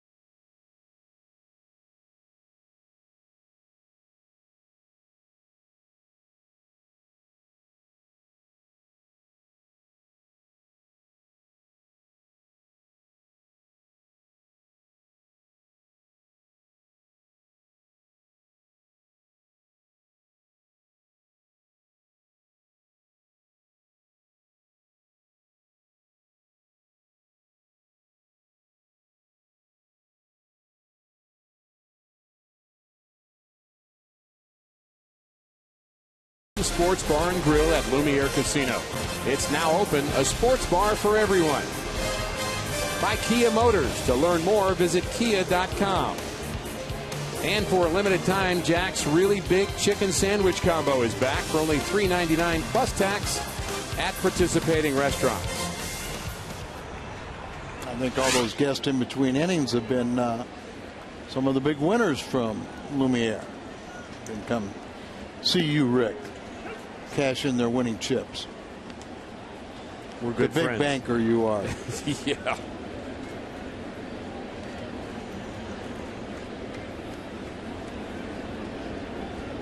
Tony Cruz leads it off. Cruz, Descalzo, and John Jay. Cardinals trying to get their first real hit in this game. And whether it should have been, it was correctly ruled an infield hit, but no doubt it was a play that should have been made by Joey Votto on a play at first base with Bronson Arroyo, and he's been perfect. 2 strikeouts, no walks. Yeah. Votto fielded the ball, but just kind of a real high lob and slow lob, and Descalzo hustling all the way, beat it out at first base. There you go. There's a real hit. And it might be 2. Cruz hustling the second. Bruce gets on it in a hurry, but a leadoff double for the Cardinal catcher, Tony Cruz. Gerald Laird had a couple hits yesterday in his first game on rehab. He started at first base, and then I think he's going to be at behind the plate today. But Tony Cruz trying to make a statement. Takes that breaking ball away. Tony Cruz is safe at second. Safe and secure. New York Life. Lance has gotten away a couple times with those high pitches this time. Pounded it to the opposite field for the double into the right field corner. Descalzo is the one that had that single back in the 3rd inning, the infield single that we talked about. Maybe he can get us on the board, trade places with Tony Cruz. All you can do is keep swinging.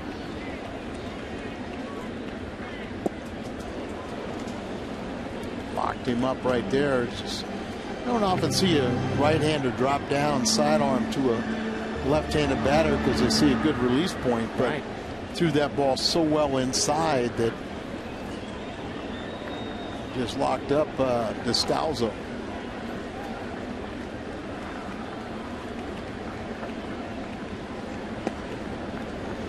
Think about all the guys that were so good at coming down under. Kent Tekulve, Quisenberry. Cardinals had a relief pitcher for a long time in the minor leagues. A teammate of mine, Jeff Keener, was outstanding, and he could, I mean, just deal on right-handers, but left-handers, you can see that ball. Right. Even Tom Henke would drop down every once in a while. But it doesn't work as well usually right on left. But Arroyo is just kind of a backwards pitcher anyway, isn't he? He's just going to do everything kind of outside the convention. Well, like we said, he'll just get out there and invent a pitch. What he has, he just deals with it. I liked it better when I saw him lose 3 straight times to the Cardinals. But the time before that, he threw a complete game shutout. He's been roughed up in his last 2 outings. Both interleague games. Cleveland Indians and the Baltimore Orioles both hit him around well. Cardinals looking for their first run. Here's a ground ball. Votto doesn't get it. It's past him into right. And Cruz will score with the first Cardinals run, and he does indeed trade places with Tony Cruz. That ball is questionably whether it should have been play being made. Votto is a very good infielder, and more times than not, I think he gobbles this one up. He kind of played it to the side, takes a little hop, goes over the glove. They'll score at a base hit and RBI, but that ball could have been play could have been made very easily also. Should have been made. Votto with just 2 errors on the season. Perhaps should have 3. Either way, the Cardinals have a run and John Jay at the plate. Not going to trade places, but he is going to get Descalzo to third.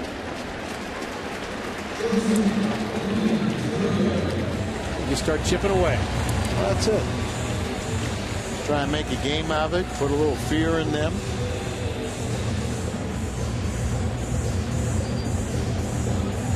You're going to win this ball game. 1 out, runner at third base. You got to pick up this run, though.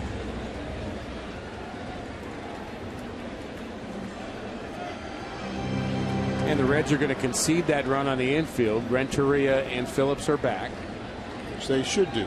Natural thing to do with an 8-1 lead. Reds have out hit the Cardinals 9-3.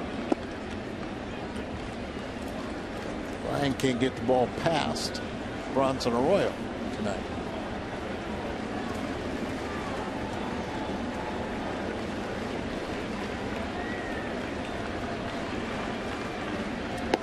That's all he needs to do to get an RBI. Get it past him somehow.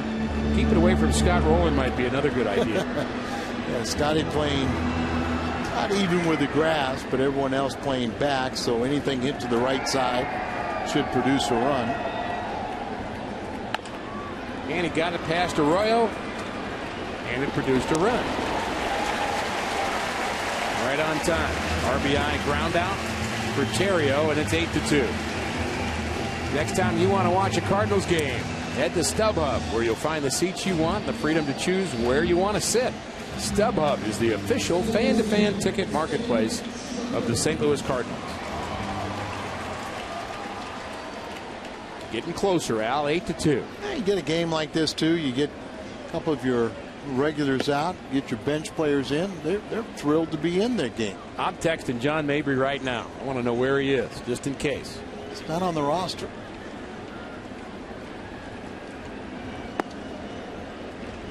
Does that matter? Yeah. Oh.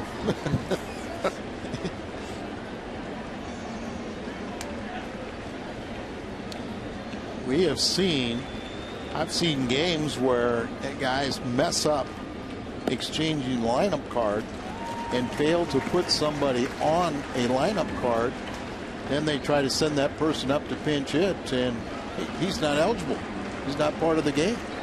Even though he's on the 25-man roster, if he's not on the lineup card, he can't play. I'm going to walk to Schumacher. I believe it was Mike Jorgensen who actually was involved in a trade between games of a doubleheader. I think it was Mike Jorgensen. I know it's happened before in baseball, where the trade was actually made and the roster was changed. You want to get that one right for sure. You don't want to send up the other team's pinch hitter. And that's why, you know, I mean, we talk about one of the little responsibilities we were talking last night about Joe Pacini, but a bench coach, you know, always will check the lineup card with the one that's in the dugout. Make sure they all correspond. And I know he remembered Albert Pujols' name on the lineup today. And what a special thing to get to see Albert back in the lineup. Spent just the 15 days on the disabled list. Outfield is deep for Pujols. 8-2 Reds. And a ground ball to the right side, handled by Phillips. He flips to Renteria. And the Cardinals are retired here in the 6th. They pick up a couple. They trail the Reds 8-2.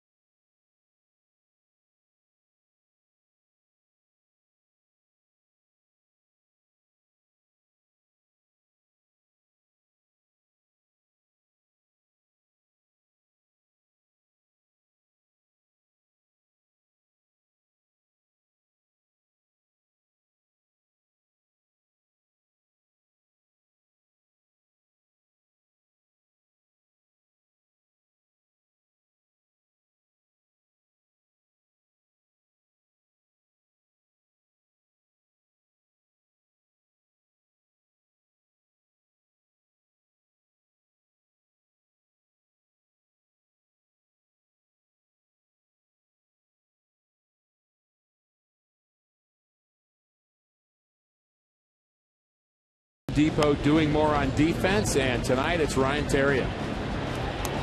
Nice play right there by Theriot. He's been involved in several and doesn't have the strongest arm, doesn't have the greatest range, but you'll never question his effort. And he's been a very good offensive player for the Cardinals, a real grinder. And we've seen certainly Theriot make his share of errors this year. He has 14, but the Cincinnati Reds shortstops, Edgar Renteria has 8, and Paul Janisch has 8. And I'm pretty sure, Al, if I add those up, that's more than 14. And, you know, I'm amazed at how well you mastered that Virginia class. You mean arithmetic? Yes. So there's that institution of higher learning, isn't it? Arithmetic. Founded by Thomas Jefferson. Thank you very much.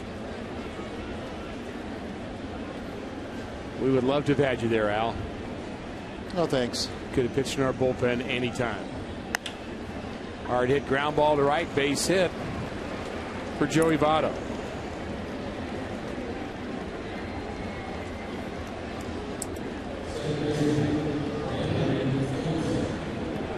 Votto first hit of the night. He's 1 for 3. Brandon Phillips already has a couple. And listen to this welcome. Lost a little luster. Yeah. You know, in an 8-2 game. You know why he's lost his luster? I had a number of people contact me today and say, why is Al being so nice to Brandon Phillips? I want to dislike the guy. Well, you can dislike him. But they follow you, Al, and you have such a kind way about you that people just want to follow your lead. And I never thought to myself in a kind way. Well, you've made Brandon Phillips way too likable. Of course, we don't want people to hate him, but he is the opposition.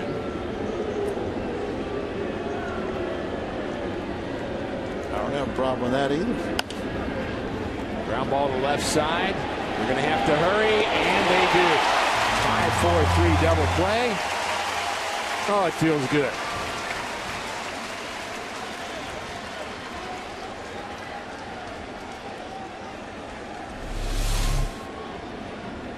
Brandon tries to take that outside pitch, rolls over on it. We just talked about all the double plays that Dickerson induced last season, and he turns the trick right there. Nice outing so far by Brandon Dixon, young right-hander.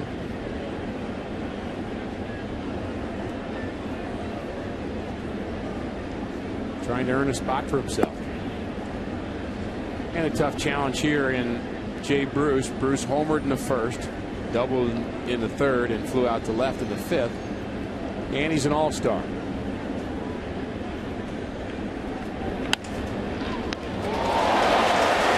Self-defense. Play made by Descalzo. Dixon, another 0 on the board. 8-2 the Cardinals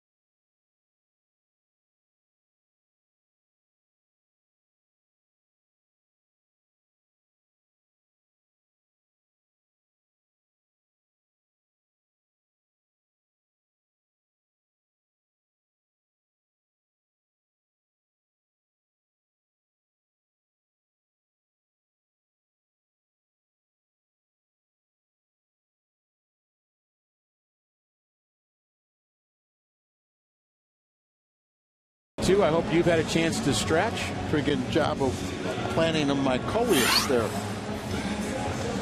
Excuse me? That's what those plants were. Coleus down by the foul pole in right field. Is that where that was? Yeah. You know this ballpark inside and out, don't you, Al?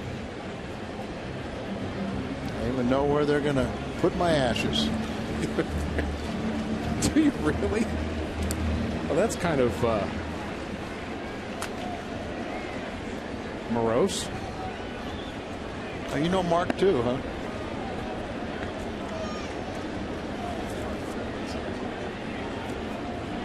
Matt Holliday leads it off.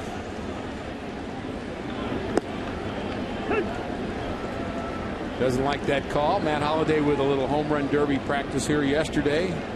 Never hit 3 home runs in his career. Brandon Dixon will get his first at bat as a major leaguer. Well, why not? You know, he's pitching effectively. Agreed.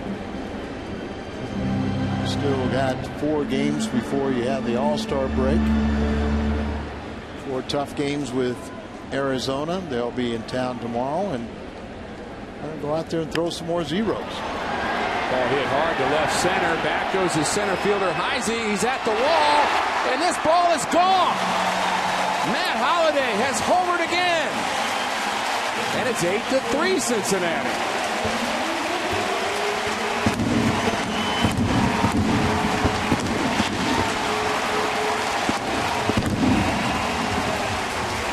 Runs last night, another one here as he's heating up, and Heise gave a really solid effort. I love it now the way Cardinals have brought in these walls so you can have chances to bring back home runs.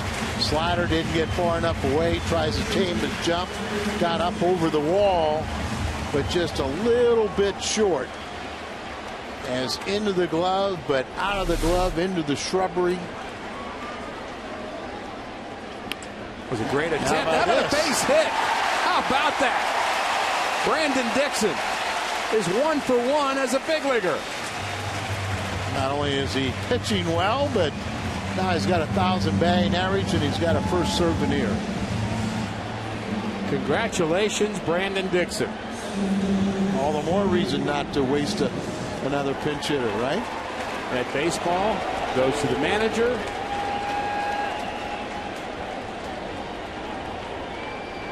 Goes in the special pouch.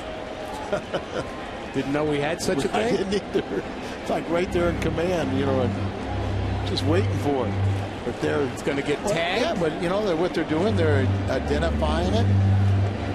You know, authenticating it. Gives it back to Tony. Tony gives it to Barry Weinberg. It goes in his pocket, and he's going to forget about it.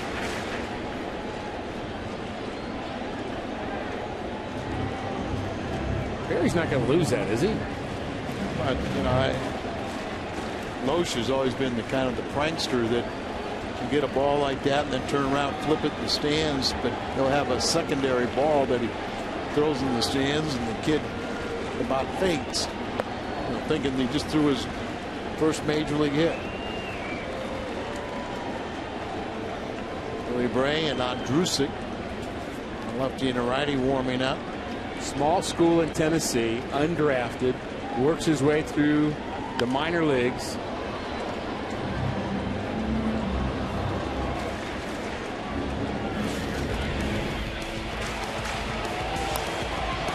Colby Rasmus, a little history against Arroyo. Grand slam in August.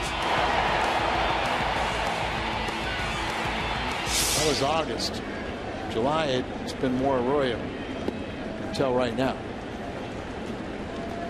Home run would make this game very interesting. We've already had one in this inning. That was Matt Holliday.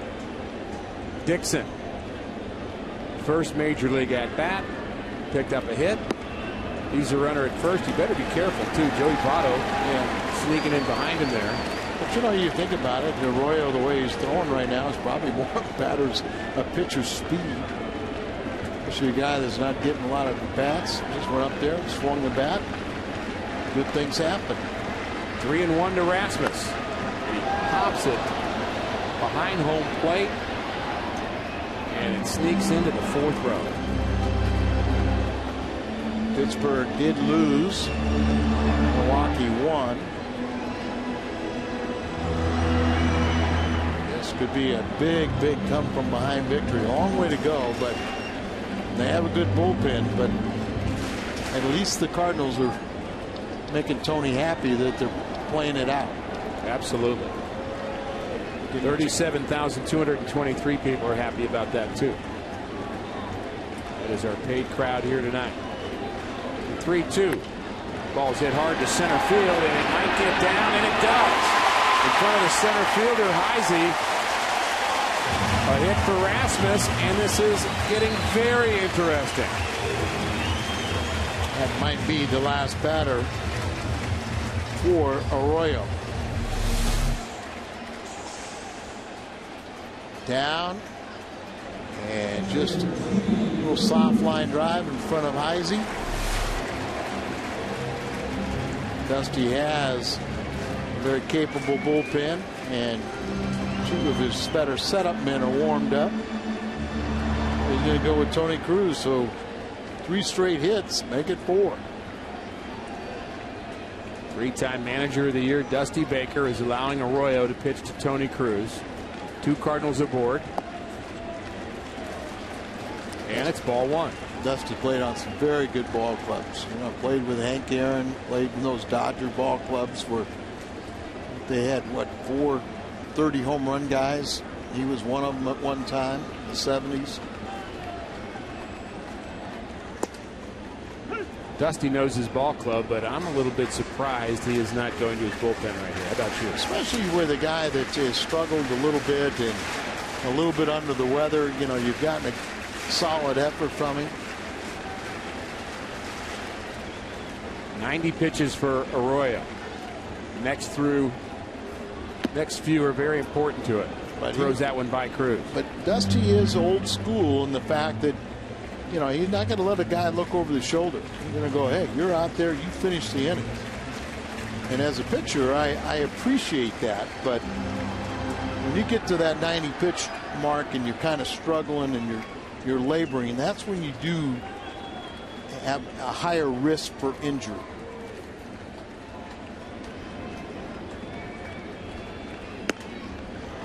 Two and 2.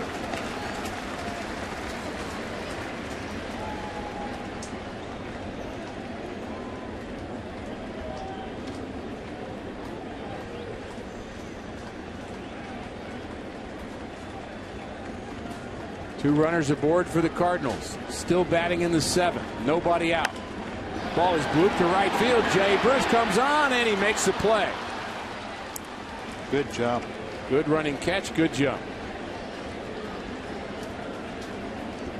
And now Dusty will go to the bullpen as Descalzo is 3 for 4 against Arroyo. One more look at that play. Decent at bat for Cruz. Ball doesn't find a hole. Dusty Baker to the mound. And we're going to go to break. Arroyo's night is through. Good job for him. Still leaves 2 runners aboard.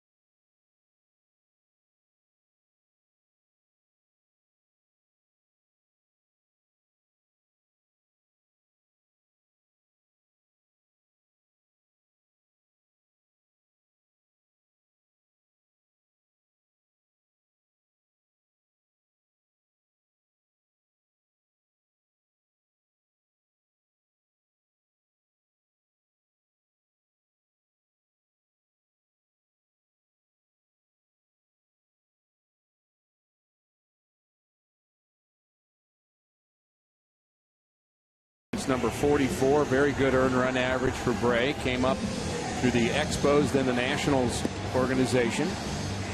Came over in a trade and then promptly got hurt. Now is back being a productive part of this Cincinnati Red bullpen. He and Aroldis Chapman are the left-handers, and Daniel Descalso will hit. Cardinals have David Freese, Nick Punto, and Mark Hamilton left on their bench. Tony La Russa decides to stay with Descalso against the lefty Bray. Descalso is 0 for 2 against Bray. And Billy Bray really has developed into one of the better left-handed setup man. He supplanted Chapman. He's stranded 21 of 26 inherited runners so far. He's got the lefties back-to-back buddies. Daniel Descalso and John Jay. They kind of inseparable on road trips. Those two guys hanging out.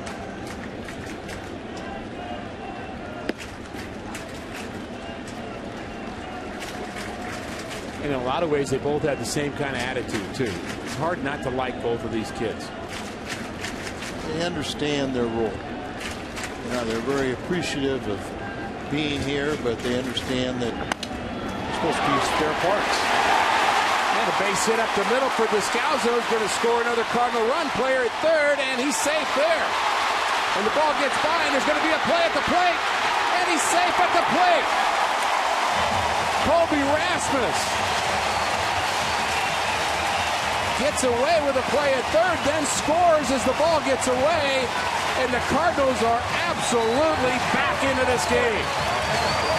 Actually, Colby got a little bit lucky as he didn't really put his head down running to third. He kind of pulled up a little bit, and the ball hit him in the back and went off his leg, deflected right back through the box, right through the middle. But watch the throw from Heisey. Comes here. See, Colby's standing straight up there, and the ball hit him and deflected away. And then he takes a chance. A little collision between Scott Rowland and the pitcher. That allows Colby to score. Descalso into scoring position. And we're having some fun today. You bet we are. 8-5 Cincinnati. Almost looked like the umpire got in between Oquendo and the third baseman, so Rasmus didn't know which way to slide, and so he just didn't. But got to pick away, and Scott Rowland was trying to deke him, and it almost worked. That's why you always assume there's going to be a play. Absolutely.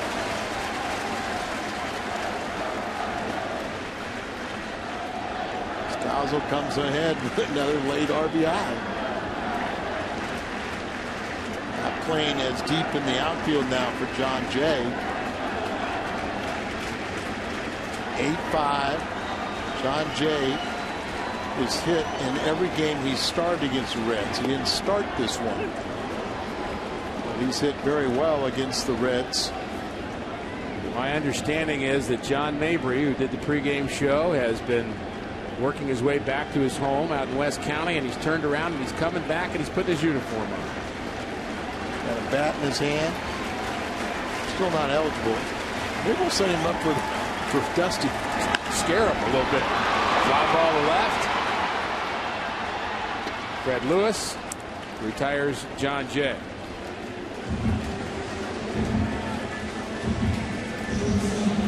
That was a great at-bat by Descalso. He's now 3 for 3 on the night.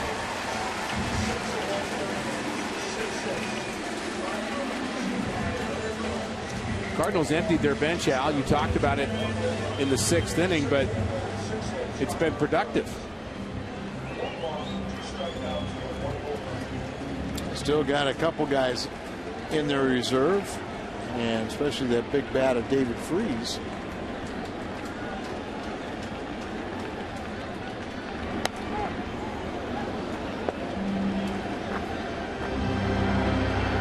Brian Terrio, very productive in RBI situations. And he has one here, and he can make this a 2-run game through 7. Cardinals at the top of their order. 2 runs in the 6th, 3 runs in the 7th, 8-5 Cincinnati.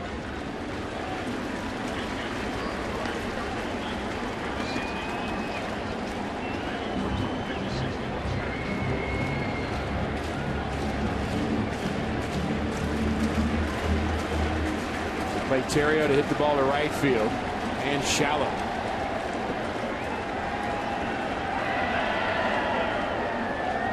Could we have some Pujols heroics in our future? Or maybe Matt Holliday? Or Lance Burke? Matt Berkman, he's out of the game. How about Mark Hamilton then? But we got a few options. There's a line drive to center field, and it's deep. Heisey is back, and he can't get it. The ball is down. Theriot has doubled. Descalzo has scored, and it's 8-6 Cincinnati.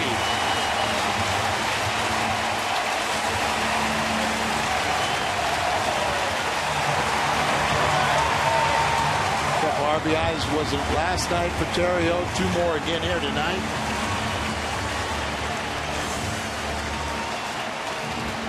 He doesn't hit many home runs. 1 on the season. Missed that one by a little. But he's made things very, very interesting. Heisey playing very shallow, went back. Maybe reached up a little too soon. That slows your forward progress, but a great effort just came up short. Schumacher with a chance to tack on. You wonder if Drew Stubbs makes that play. Well, Heisey's looked like he's played pretty well, but yeah, Drew Stubbs, I'd have to say, probably would. Better speed and a more accomplished center fielder. And look who's next. And it's 2-0 also. Andrusic. He's warming up. You'd have to believe that that's who Albert would face. And maybe your premonition is about to come true. 4 runs for the Cardinals already here in the home half of the 7th. 2-0 to Schumacher. Ball 3. This is the type of game that the Reds played all last season as they came from behind. Even this year, they have 24 come from behind victories. They're a late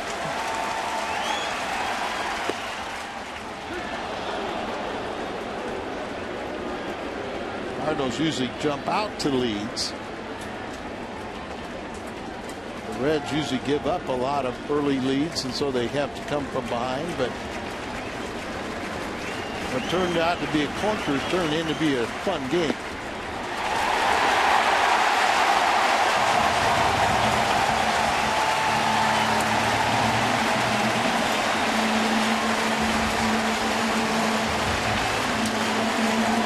Dusty Baker wants the right-hander.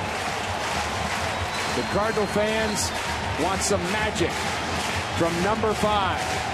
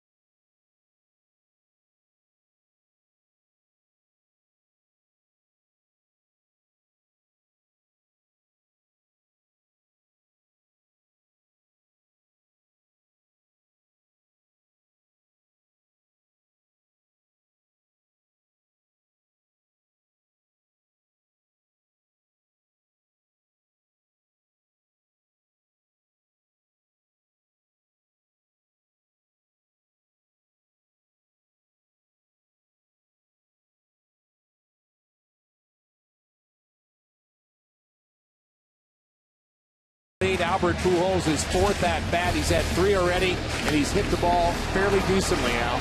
The first time lines out to right field. Now hard hit ground ball at shortstop, rolls over on it. Then one right to second base, but he's hit the ball hard. Just really hadn't elevated it, but you can tell that he's really not that far from being locked in. What a comeback it's been already for the Cardinals. They were down 8-0. 2 runs in the 6th, 4 in the 7th. Logan on Drusek. You don't think this crowd is sensing something's magical, do you? 2 for 5 in his career against Andrusik. And this crowd is energized. Dusty Baker uses his relievers an awful lot. Andrusik, Gray, Massett, they're all up around the appearance leaders.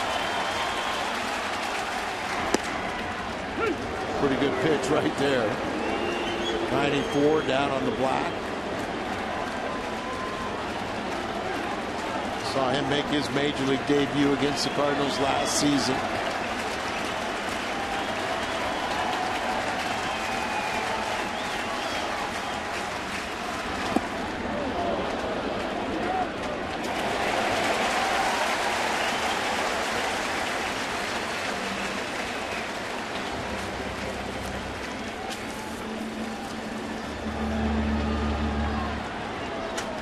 Albert 2 for 5 against him.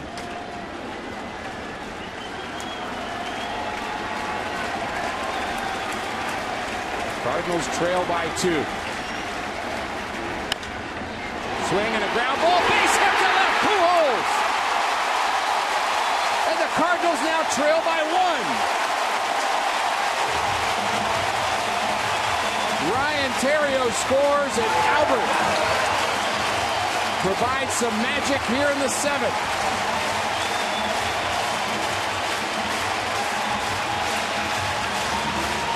It's a storybook career. Why shouldn't it be a storybook at bat? Just a luck of a high bounce over the head of Scott Rowland on through. Cardinals get a bit closer. Look at that bench. They're having some fun. The crowd is getting into it. The ones that have stuck around have been really entertained.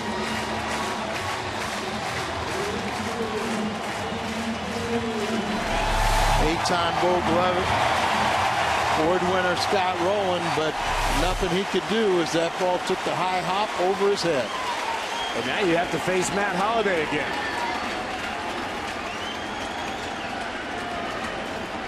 Holliday 3 for 5.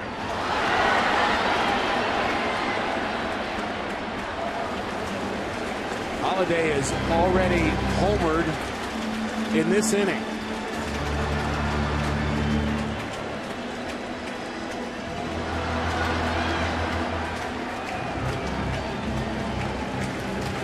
For 5, and I believe a home run against Andrusik. The tying run at second base is Skip Schumacher. The go-ahead run is Albert Pujols at first. Matt Holliday at the plate. The 0-1 pitch.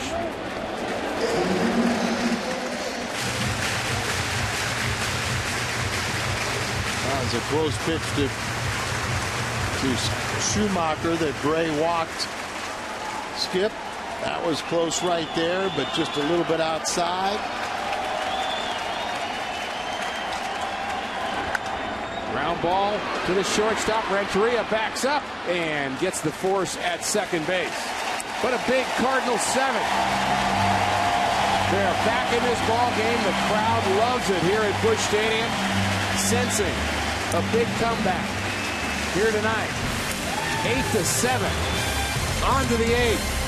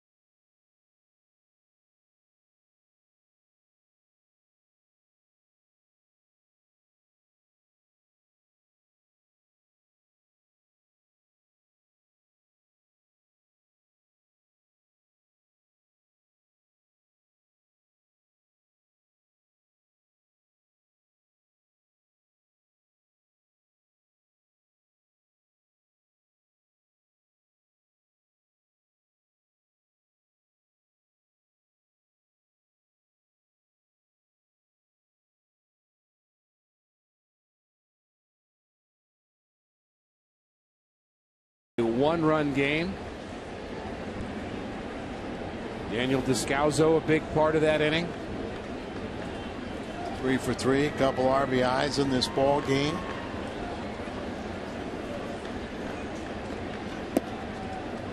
And how about the job that Brandon Dixon has done? Well, now we're really going to find out what he's made of. Because not 8-2, not 8-2 anymore. Not 8-2. Right now he's got to shut them down, shutdown type inning. And boy, he wins some big time points with his teammates, manager, coaches, front office. Ground ball to short. Terrio backhands. Long throw. Retires rolling. Well, as far as I'm concerned, he's already earned some big points. Well, he's definitely done that, but I'm saying that even bigger. You want to just get hero points. At his first major league hit in that big Cardinal 7th inning. Do the job, you get your first major league win. Cardinals had 5 runs on 6 hits. There was a red error in that 7th. Heisey, the outfielder, on his throw to third that allowed Rasmus to score. And the Cardinals have almost caught the Reds in hits.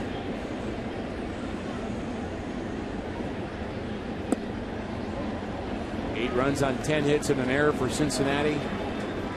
7 runs, 9 hits, no errors for the Redbirds. Third inning of work for Brandon Dixon. Just like it. I mean, he fell behind the count 2-0, but comes back, fires a strike. He's very confident out there. Has the ability to get ground balls, and you can do that. Even if you give up a scratch hit, you can get a double play. How much fun has it been to be at the ballpark here in this series, Al? Just great crowds. There's still some tickets available for the Arizona series. A lot of tickets available. Great dynamic pricing. Go to Cardinals.com to find out more information. 1-out walk.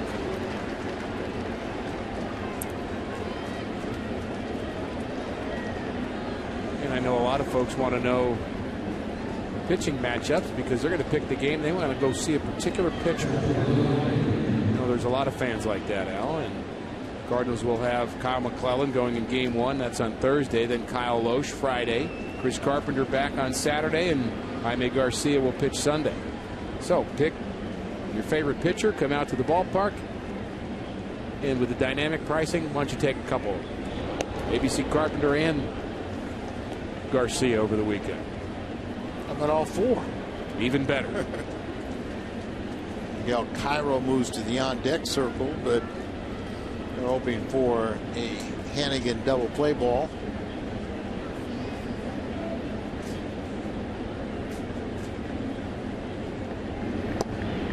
Cruz now behind the plate, not Yadier Molina, so that's certainly a difference in terms of the running game.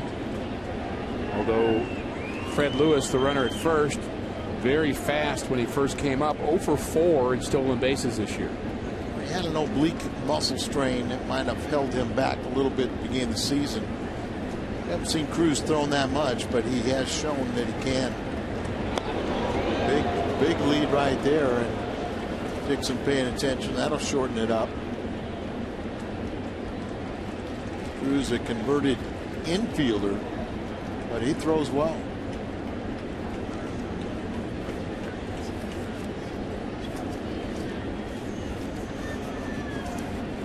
One out, the Reds 8. Lewis, the runner at first. Dixon checks on him again. A little closer this time.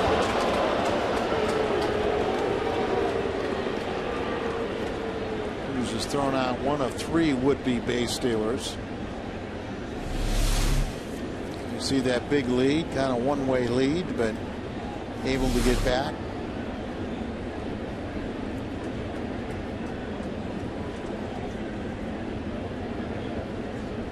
And there goes Lewis. Fouled off. Hit and run. It was interesting, Al, that Albert was wearing that big guard over his wrists when he reached base. We hadn't seen that yet. And a protective piece that was going to cover his... For running. for protection, and as he's sliding, because watch you put that hand down. So it was cautionary, but obviously well enough that he doesn't need it when he's batting or playing in the field. Lewis run again. 1-1 to count to Hannigan. He's not. Ball's in the dirt. Jason Mott warming up for the Cardinals. Chapman and Massett warming up for the Reds.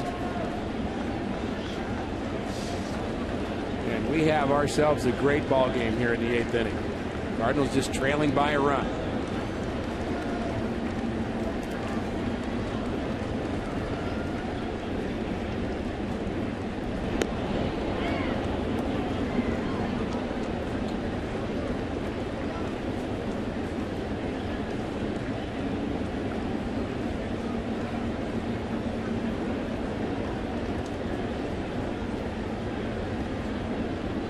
Can he get that double play ball? There goes Lewis, and there's a base hit to right. And Lewis heads to third. Perfectly executed by Ryan Hannigan, hitting the ball the other way.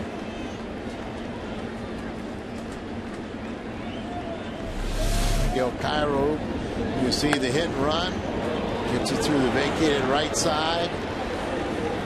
Slides over to third base. Tony is going to make a pitching change, bring in the strikeout pitcher Mott, face Cairo.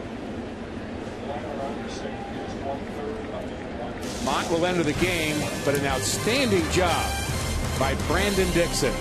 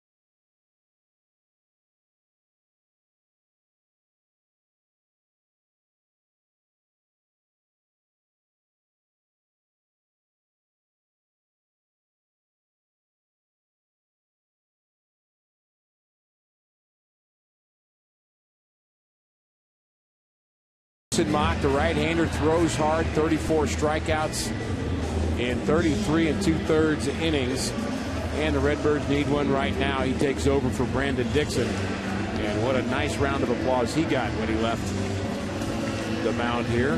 Cardinal fans really appreciating what the rookie did. Left a couple runners on for Jason Mott. Always worry about a running situation like that with a young pitcher, and you're getting orders from the bench. You sacrifice going to the plate. They go through here, but Miguel Cairo, one of our favorites, former Cardinal, and a real clutch performer, 1-for-1 in his career against Jason Mott.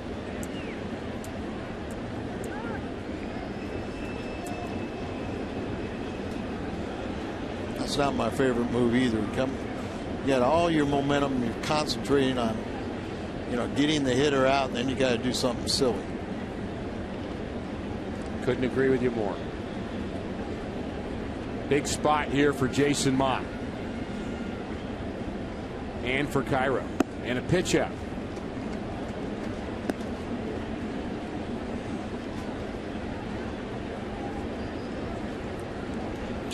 Jason Mott is at times can get a little wild, and now you put him in the hole.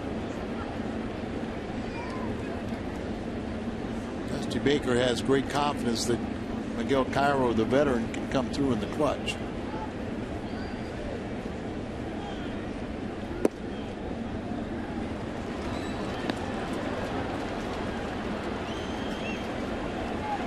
I think there are times where you get so afraid of the squeeze, you're worried about it, and you become a little defensive, and you end up going ball one in a situation where you need a strikeout. Right. I mean, you have to attack the strike zone. You know, if he hits it, he hits it. You know, it's you make all the decisions. That's the execution of the players. And the squeeze is not that easy to do. No, especially a guy that throws high, hard, and kind of all over the plate. A place like Mott. Got to get the right jump. The batter has to get the ball on the ground. Has to get it fair. I don't think that Dusty's favorite play, especially with this combination. Got great speed at third, but Cairo, I think, you know, is a real veteran pinch hitter. Ground ball back to Mott. He goes to second for one. And on to first. Double play! Jason Mott gets the job done here in the 8th inning.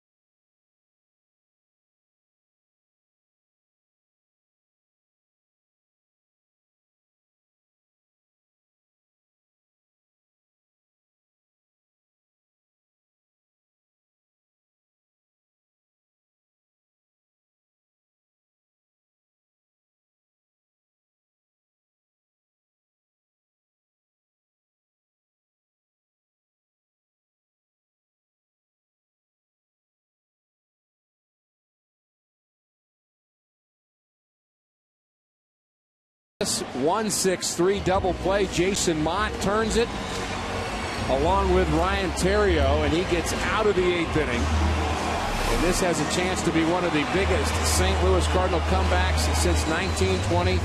And Al Cincinnati is on this list 3 separate times. Well, let's make it 4. See the deficits that they've overcome. Cardinals trailed in this ball game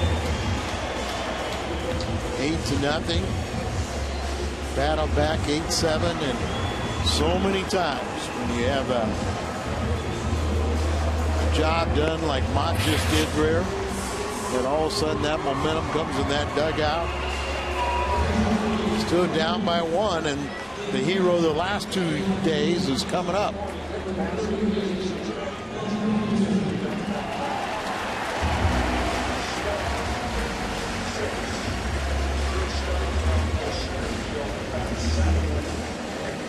Mark Hamilton, 2 pinch hits the last 2 nights. The Whammer, as he's being affectionately called. I believe that's his Twitter name. Those 2 hits added to about 150 feet, but one was a game winner and one was a RBI. Still the Whammer. Hamilton pinch hits for Jason Mott. What a great job he did in the 1 batter he faced. Strike 1 to Hamilton. Instead of going home to first, he went to second. But you know, he's a converted catcher, and he looked like a catcher throwing to second base. Sure did. To a Threw it right by the ear and just right over the bag. Ontario right there, and they had plenty to get Cairo at the end. And he knew he had enough time to get the double play. You think about maybe getting the runner coming home, but you know what? You got a shot at 2, take it. Right. And outstanding job by Jason Mott. 0-2 to Hamilton. Massett, another one of those pitchers out that we've seen really good, and also we've seen him give it up. Yeah, he's had a couple games where he's given up 3 and 4 runs in a game, and if you take those away, he'd have an ERA about 1.13. But a lot of appearances. Here's a strike on the inside corner. Hamilton doesn't like the call. This copyrighted telecast is presented by the authority of the St. Louis Cardinals and may not be reproduced or retransmitted in any form. Any accounts and descriptions of this game may not be disseminated without the express written consent of the St. Louis Cardinals. Now they've got Aroldis Chapman throwing in their bullpen. Now he's overcome some of his problems, his wildness the last few times out, but still in a game like this, do you trust bringing him in when you have a pretty reliable guy in Nick Massett? 3 of the next 4 batters hit from the left side. The first one is Colby Rasmus, and he can tie this game with 1 swing.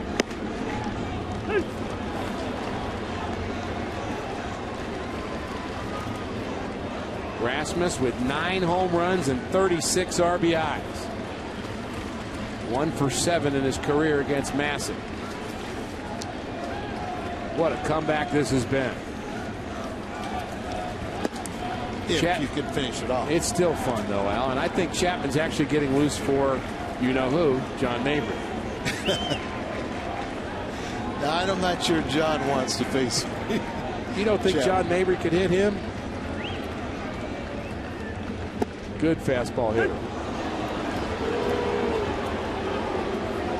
You know, Rick, there's a thing about a good fastball hitter, and there's a thing about a good fastball hitter. Can he hit a great fastball?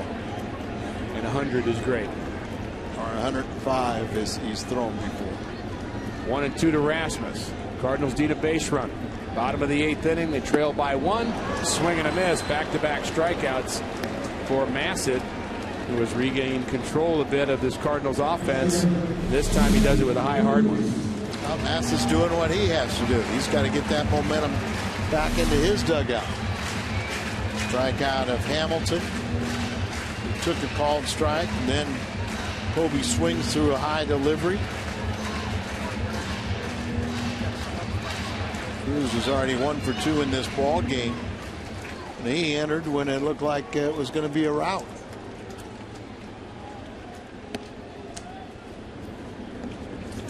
Izzy is now playing in left field and Stubbs in center.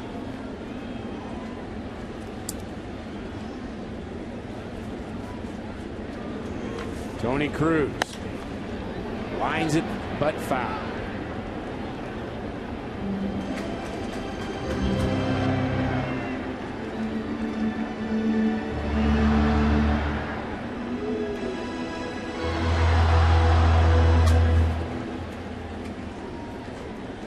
A lot of emotions, Al, in the last 2 innings. 2 runs in the 6th, 5 in the 7th for the Cardinals. 8-7 is the score. A game that the Reds had well in hand.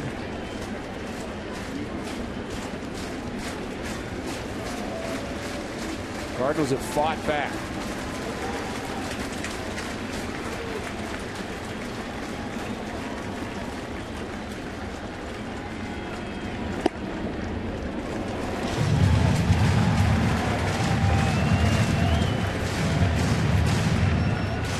About a little 2-out magic. We've seen that before out of the Redbirds. Seen a lot of it this season. Good swing. Adam Wainwright, I can tell exactly what he's doing. He's working on predicting the pitches of Massett. He's calling that as a fastball. He is making good use of his time trying to see if Massett might be tipping pitches. maybe he's texting to John Mabry. Could be. Look at him stare at Massey.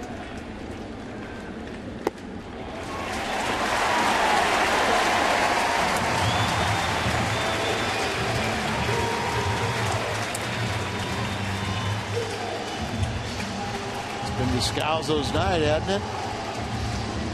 Always been kind of the magic man late in ball games, come up with clutch RBIs. He's 3 for 3 in this ball game with 2 RBIs.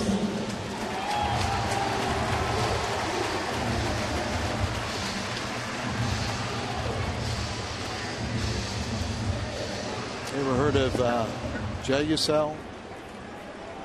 I have. I think both of them reached in their pocket for some. Rolades. Half swing. Descalzo tied up 0-1. Locked up on that 95-mile-an-hour pitch. If Descalzo can reach base, John Jay in the on-deck circle, or at least close to the on-deck circle.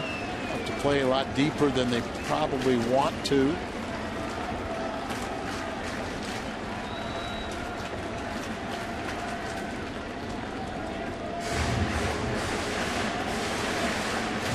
Cruz was a converted infielder, and a few times we've seen him on base hits. It looks like he runs pretty well. Decent runner. You can't afford to no options. Take him out.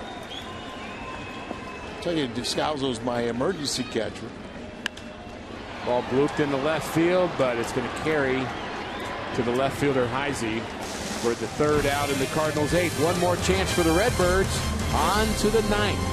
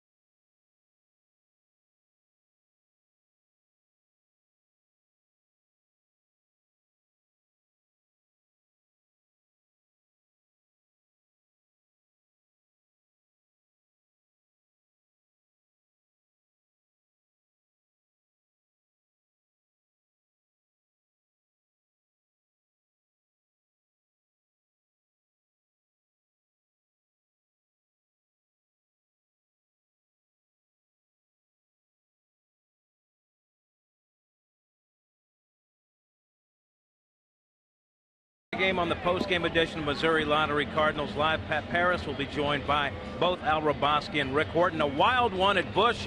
They'll break it down. We'll have Cardinal player reaction straight from the clubhouse and Tony TV as well. Mitchell Boggs comes on for the Cardinals, and we go back to the booth and Rick and Al. Gentlemen. Cardinal relief pitching has been very good. Mitchell Boggs will try to have a solid 9th inning, 28th appearance, ERA at 2.87. And the Cardinals need something good out of him tonight. Yeah, a little scary last night in the 9th inning when he came in and promptly walked the bases loaded, but escaped. A lot of pitches. He definitely is tuned up and ready for this one. But top of the order, Heisey. See him throwing strikes.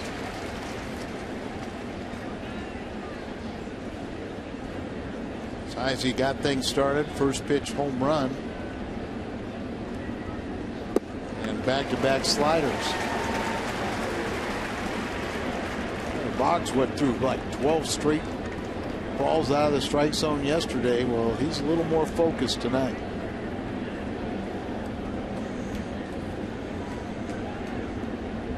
The 0-2.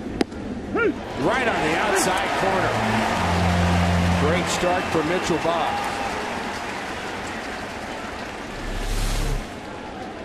Is it a strike? Set up away, but he convinces him enough outside, and C.B. Buckner said, oh, yeah. I thought it was a perfect call. Rose-colored glasses of Al Raboski. There's a good one. Right on the black.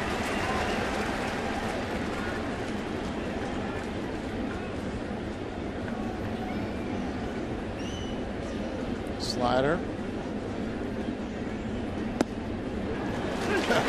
I mean, last night he couldn't buy a strike. Now he can't throw a ball. 5 for 5 in strikes and put them away. Fastball in. Be careful. I like that better. You kind of saw that coming. Like he didn't really want to throw it in, did he? No, and you see late in the ball game, you throw that fastball in and you throw a strike. It's a short part of the field. You don't get it in far enough and back down to the slider away.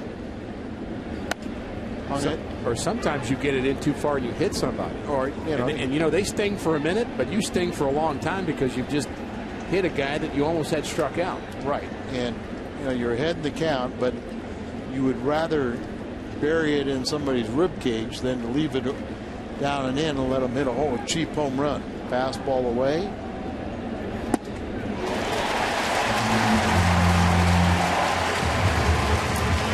We're going to have a fun night. Let's hope that Francisco Cordero doesn't have the same kind of luck against the Cardinals, who are due up. John Jay, Ryan Theriot, and Skip Schumacher, and that's what they've done here tonight. Great Cardinal comeback, and they've got a little bit more to climb. I remember last time we were in Cincinnati, we got swept, and it wasn't a very end of that game where Cordero got the save, and a lot of voicing and yelling to the Cardinal dugout. One of the reasons is because he hit Albert Pujols in that game. And Pujols, by the way, not listed on that list, but he'll be batting fourth. A better way to end the ball game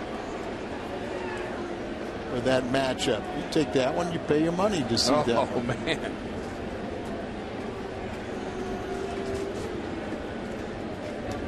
That's what makes this game fun.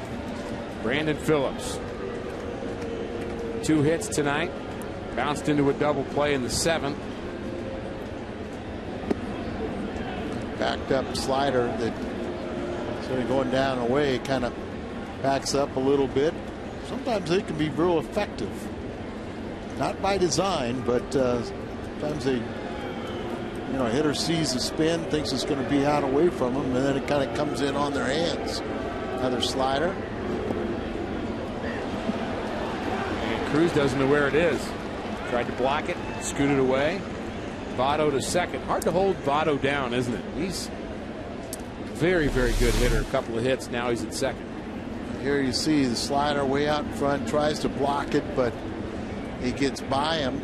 And Votto, who's rated by baseball executives as the 4th best player in the game, whereas Albert is rated number 1.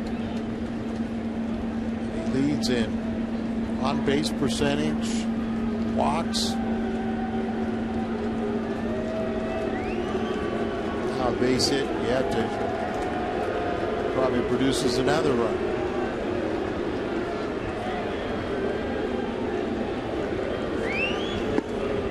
Ball 3. All of a sudden the control is missing for Mitchell Bob. And Valdez warming up in case you get to Votto, who's on deck. Excuse me, Bruce.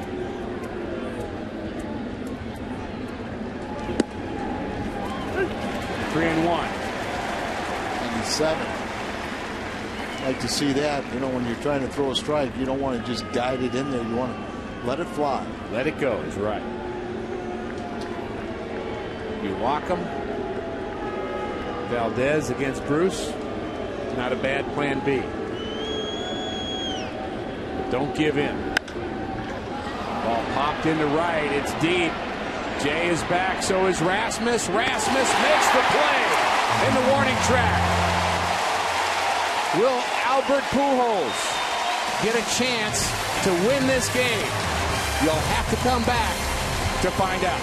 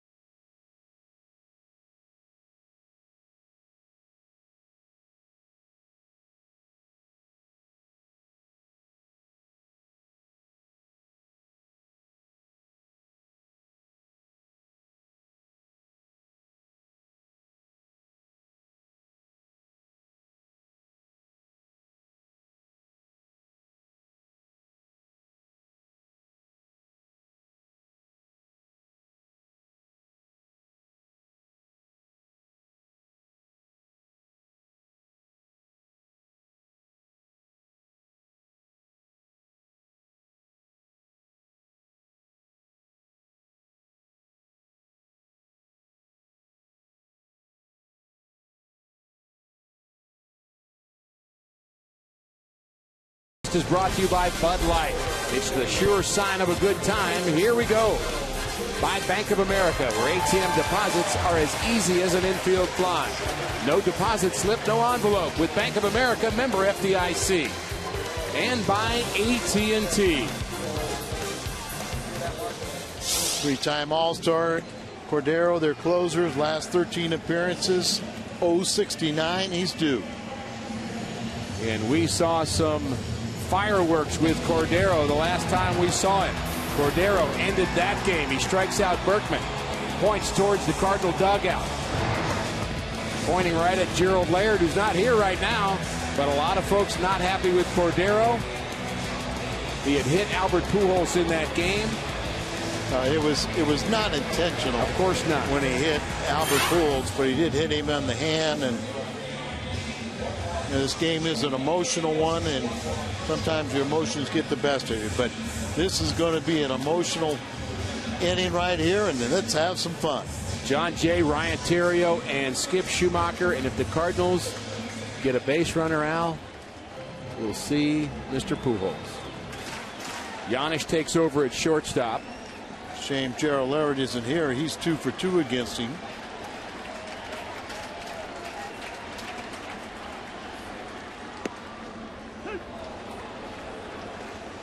Strike one. Cordero with 17 saves on the season, 307 in his career, 19th all time on the saves list. He's been here before. Say he could be an all-star. He just doesn't have the saves, as they have scored so many runs at times. They just not save opportunities.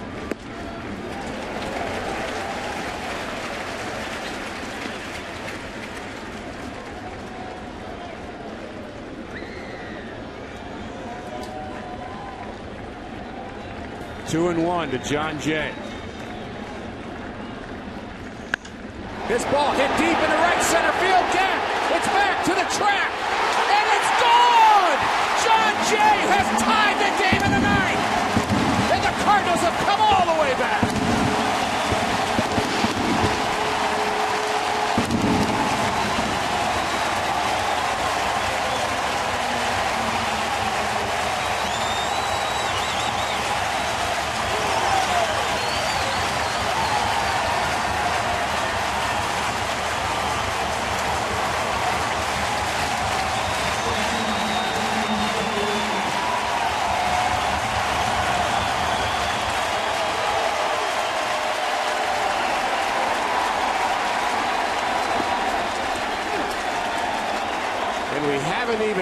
John Mabry yet. There's only one thing left to do. You know what that is? Win it. What a moment. Ryan Theriot pops it up on the right side. Out number one. John Jay, not a home run hitter, but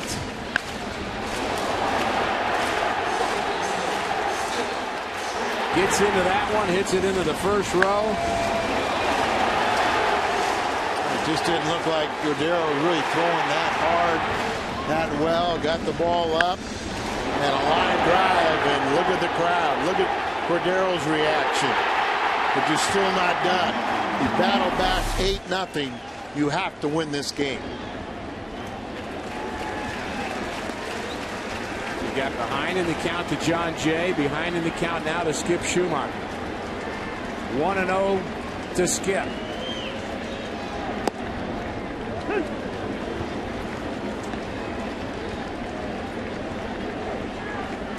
We will see Albert in the ninth.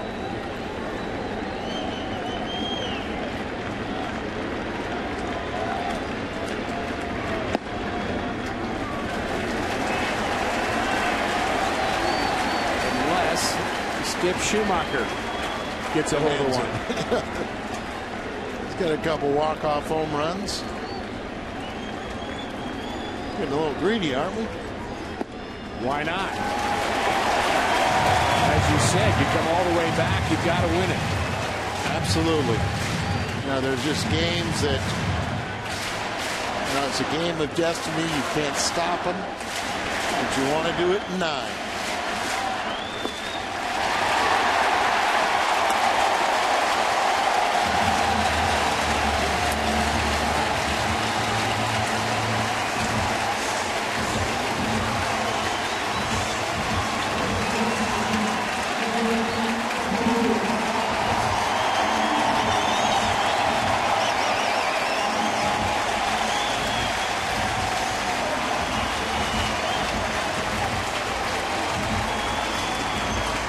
This movie about Albert's career is becoming quite an epic.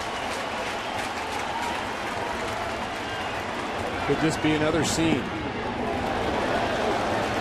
Ball almost got away. That's a great stop by Hannigan on a crazy hop. They might have put him on, though. Well, with Mr. Holliday behind him, take your chance. You're right, but way out there, just. Wow. Stabbed at the ball, came up in his glove. Cordero does not look like a guy with 318, 19 saves right now, does he? 10 walk-off home runs for Albert. Lone save already for Cordero. Winning run at first.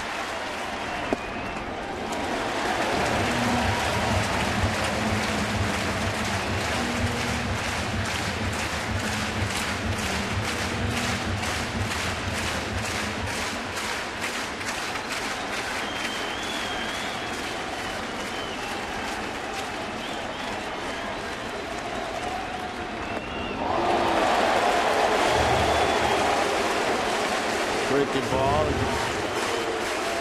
Got away from him. You let him swing 3-0? Oh, absolutely. You just ask him to be disciplined. Look for his pitch. If it's there, drive it.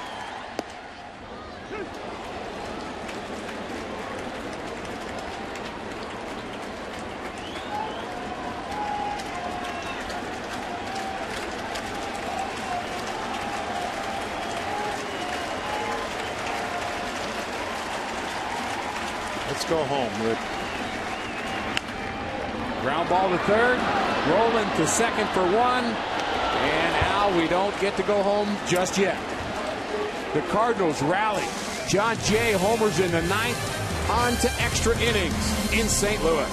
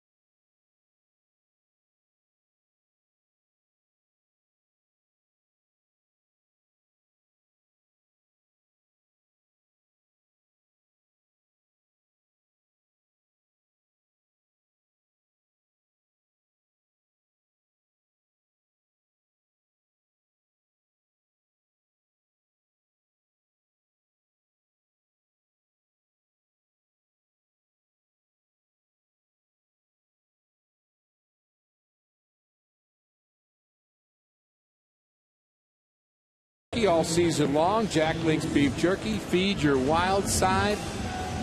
John Jay, the hero of the moment.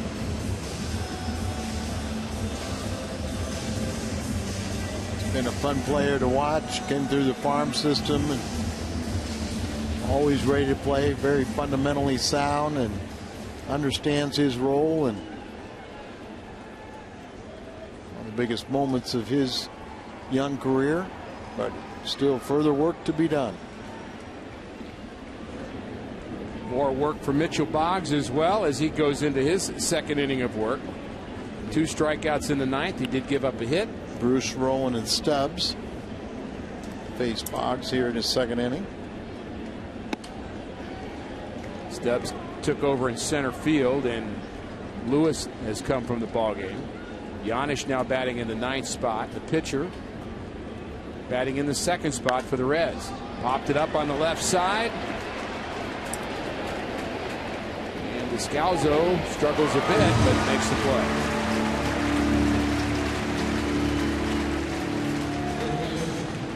What a game this is. A little unsure there, Al. Kind of fighting it a little bit, and it ends in the glove. Terrio right there to assist.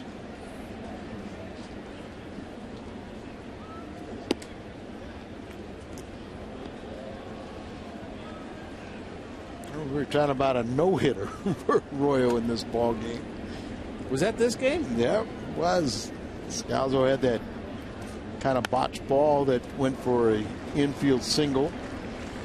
Kind of a little lazy throw from Botto to his pitcher covering high and allowed Scalzo to beat it out. Then Tony Cruz got the first legitimate hit. The Cardinals trailed 8-0. Tough play for Descalzo, going to his left, turns and fires, and throws out the other team's third baseman. Saying, I can play like you, Scotty. Good footwork. Roll S play, goes there, you know, plays it to the side, but you see that little footwork, like you said, so important to get his feet under control.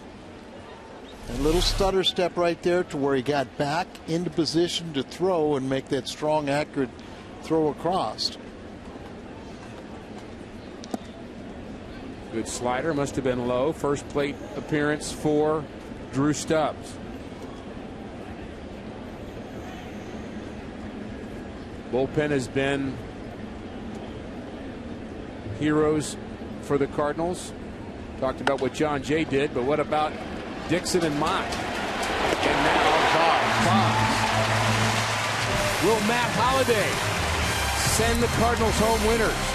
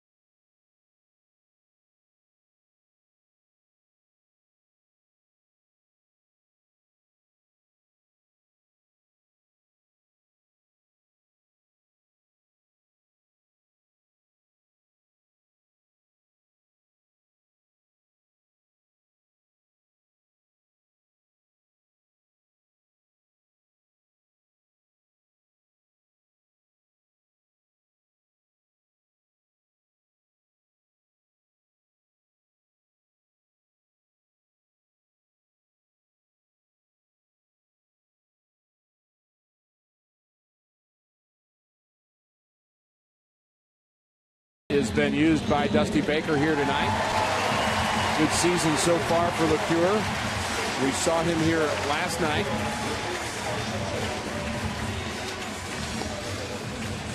And Matt Holliday will lead it off for the Cardinals, and he provided some excitement here last night.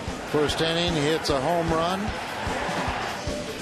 Then in the 5th inning, he hit his 16th multi-home run game. Then tonight, he adds another one. So Matt Holliday got that long ball going, tuning up for the home run hitting contest in the All-Star game. And right now, he could make a big hero of everyone. And the fans get into the rally cap routine. Flip those rally caps away after one swing of the bat.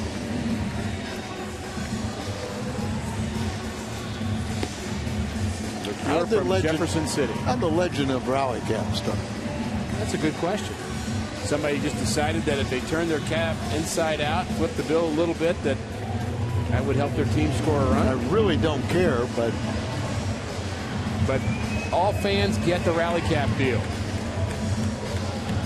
Watch college baseball games, they all do it.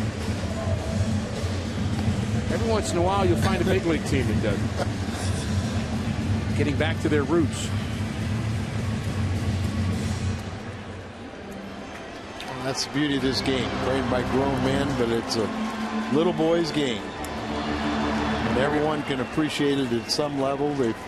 Everyone has probably more of an understanding of baseball than any other of the major sports. That's why the second guessing is so wonderful.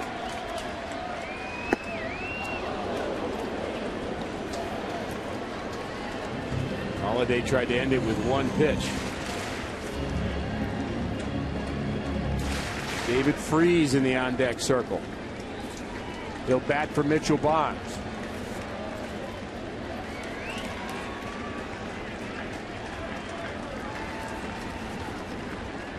The 0-1 pitch.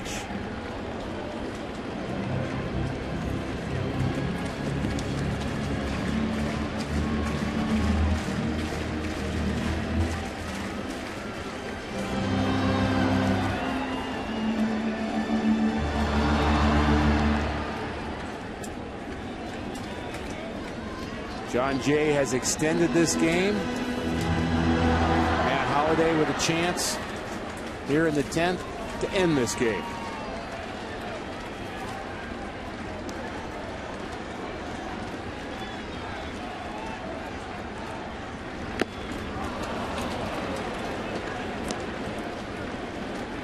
And he strikes out. Out number 1 brings in David Freese. Well, he almost had a day off. Well, he can have a short day. Freese is really hitting the ball well before he broke his hand, missed 51 ball games. Come back, hit the ball pretty well. Just, maybe he's had a lot of bleeders and little swinging bunts, but David can rise to the occasion, proven in his young brief career that he's a good RBI man. 3 home run threats for the Cardinals here in the 10th. First it was Holliday, he struck out. David Freese, the pinch hitter, and next would be Colby Rasmus.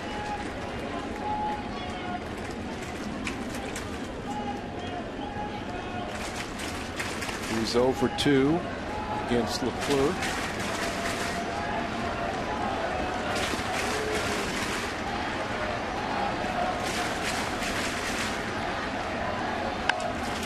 Ground ball to the left side. Rolling to Hopper. Throws out Freese. Cardinals down to just Nick Punto on their bench as far as hitters are concerned. They still have Valdez, Lynn, and Salas. Salas will be coming in. So benches are getting a little depleted.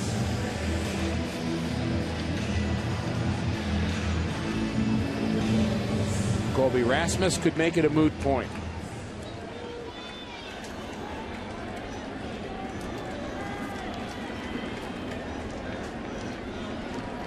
Gomes and Hernandez both available for Cincinnati on their bench.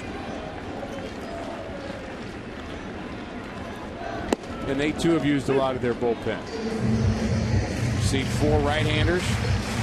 Bill Gray, the left-hander, so they have 2 pitchers left in their pen. One of them, Aroldis Chapman, the other, Jose Arredondo, who we saw here yesterday.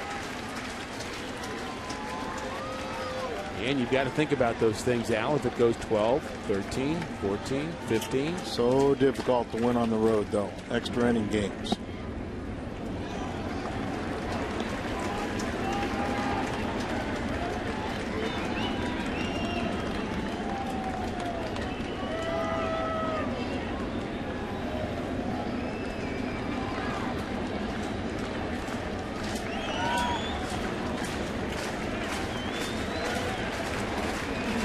One count to Colby Rasmus. Could be a go pitch here. Heading the count 2-1. Bottom of the 10th. Always seems that when teams are destined to win a division, they win games like this. Games that are almost automatic losses that somehow you battle back, you win them, you steal them.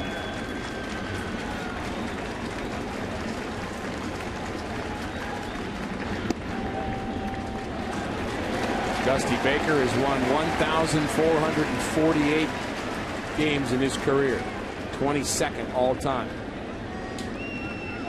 Tony La Russa, 2,685 games, 3rd all time. They've seen comebacks both ways. Oh yeah. 3-1 to Rasmus. Good cut there. He's already struck out 3 times. Did get a big base hit, scored a run back in the 7th. It's been in short supply lately, but when he does get a hit, recently it's been a home run. All 3 of his hits on the road were home runs. A Roboski premonition, perhaps. The 3-2 to Rasmus. Swing and a miss. I said strikeout. Hey, let's play 11 or more.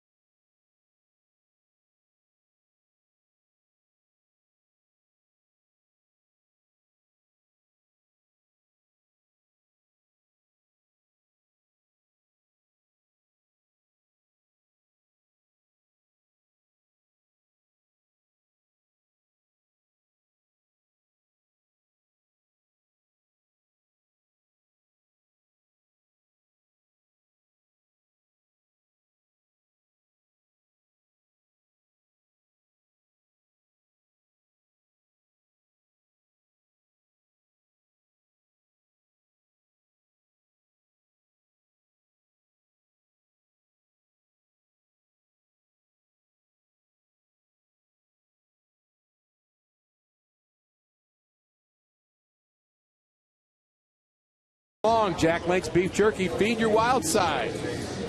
And it's been a wild game here in St. Louis, Cincinnati and St. Louis.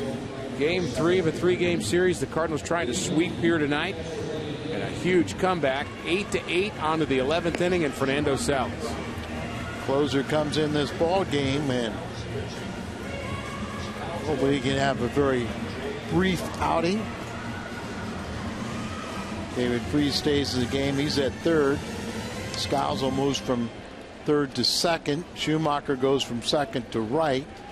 Jay goes from right to center, and now Salas is hitting in Colby Rasmus' spot.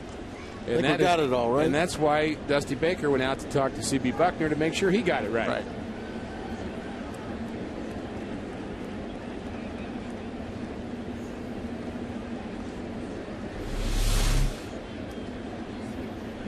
Holiday's home run early on, game of inches.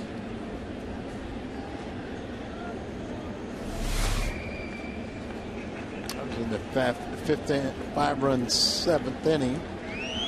A leadoff home run by Holiday in that inning, and 4 more runs later, the Cardinals were back in the game. And then John Jay homered in the bottom of the 9th, leading off against Francisco Cordero, their closer.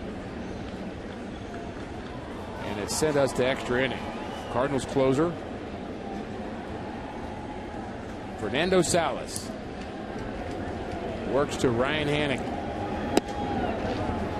Another extremely entertaining ball game, but very frustrating if the Reds lose this 8-0 lead. And now to be a very difficult loss for the Cardinals if they can't pull it out either. They're battling back 8-0. A little easier to take from the Cardinals side. I would think so. But just as I said, it's one of those games. You're at home, you've come back, you've done all the miraculous things. Now you got to close it out.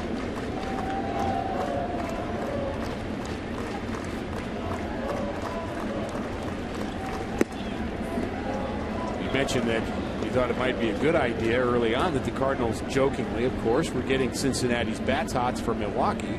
Now the problem with this game is you're getting their bullpen tired out from Milwaukee. So I don't know if that's a good thing or not. Although you never quite know who to root for in the Central anymore. True. You're probably supposed to root for the Cubs, and I know you're not going to do that. No. You're going to root for them to beat each other up. Hey, Tony! There's a long way to go. You know, it's still going to be the Reds and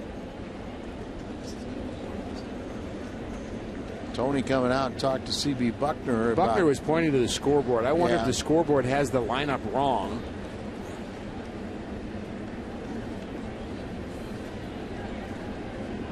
In terms of the positioning. Well, they're going to have a pinch hitter now, and Johnny Gomes is going to hit.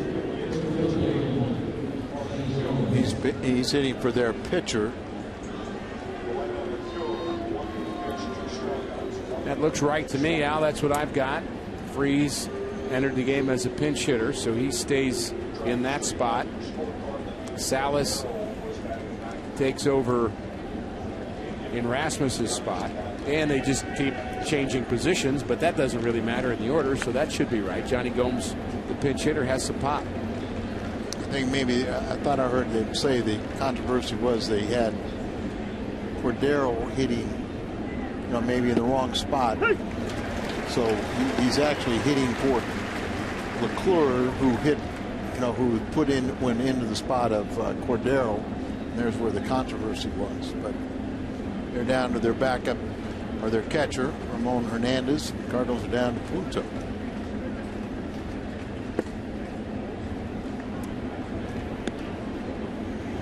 And there's some method to the madness for Dusty Baker and Tony La Russa there. You've got two very versatile guys that you've kept on your bench. Nick Punto can play a lot of places. Ramon Hernandez can play a lot of places. You like to keep your versatile guy. So it feels as if you've got 2 or 3 players on your bench. Big swing there by Gomes. He has some power. Johnny Gomes is a fastball hitter. And he can catch up with a fastball. He's a guy that really kind of a fan favorite over there. Is not having quite the same year that he's had, but he is a threat. He plays with a flair.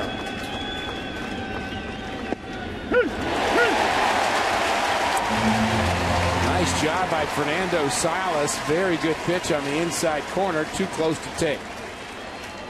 But is it a strike? And if you're a pinch hitter, you've got to swing the bat. It is a strike. It's very surprising that a guy like Gomes, who is an all or nothing type of guy, just comes up empty. Doesn't swing at a pitch that's, you know, that's that down and in that you can drop the bat head and hit a cheap home run.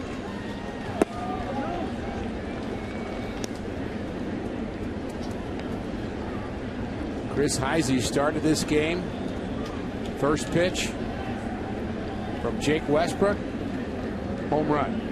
first 5 batters. We Home run, base hit, walk, triple, 2 RBIs, and a 2-run home run. And we talked at the time how important it was for Westbrook to try to get some zeros early on to at least give his team a chance to come back. And in some ways, I was a little surprised that Tony took him out as early as he did. But right now, he's still got enough bullpen left. 5 of the Cardinal hits from the bottom of the order. Tony Cruz, Descalzo, and John Jay. We'll see them in the bottom of the 11th.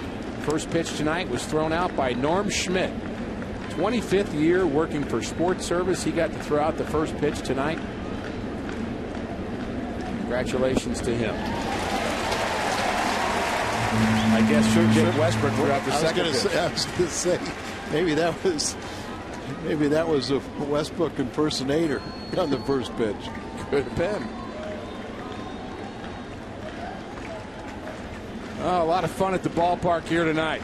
Crowd has loved this ball game. 2-2 on Heisey. The pitch. Late swing, fouls it back.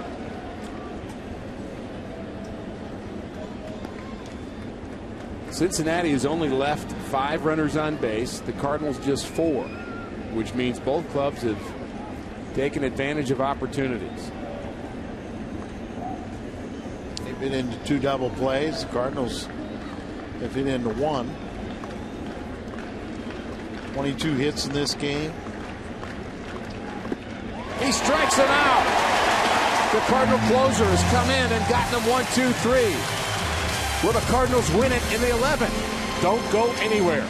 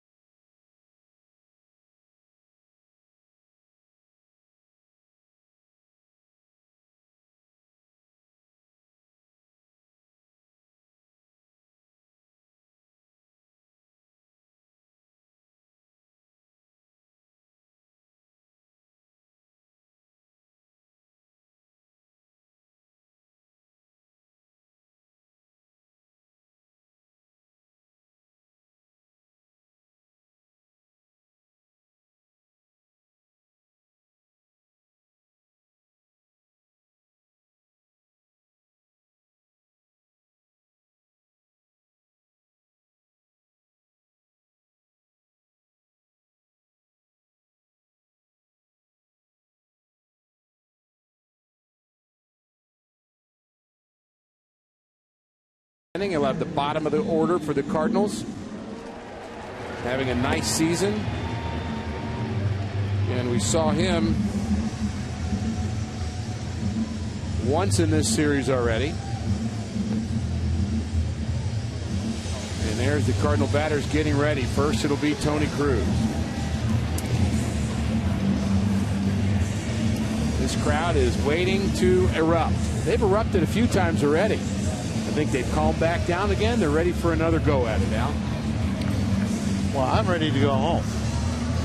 Well, I'm going to miss you on the postgame show if you go home. Well, I'll go to the postgame show. There you go. But then it's time for the postgame show. How about that? Had a lot to break down. I understand we might hear the Nick Punto song again. All kinds of good things to talk about. Strike one to Tony Cruz. If I'm not mistaken, the Nick Punto song got us the 5-0 deficit. Oh, is that how that works? Yeah. You ball players now we can hear superstitious. it. We can hear it if Nick comes up with a game-winning hit. I think we need to hear it just for you.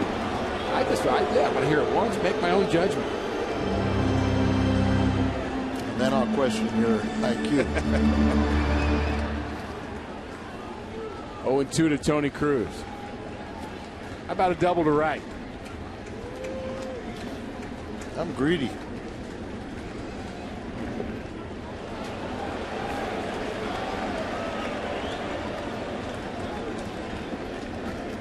That wasn't even a 59-footer. That might have been a 57-footer. Arredondo, we mentioned when we saw him earlier in the series, formerly known as Francisco de la Cruz, came up with the Los Angeles Angels and was a phenom in 08. 10-2 record with a 1.62 ERA out of their bullpen.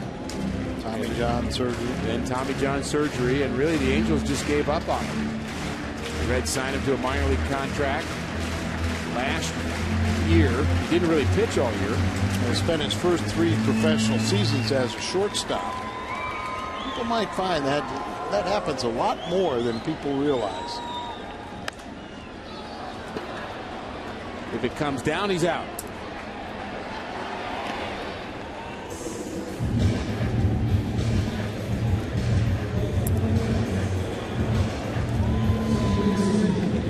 Cardinals had a player they traded to, I don't know where, Juan Uribe, who was the very first player to be named later. Jose Uribe. Jose Uribe.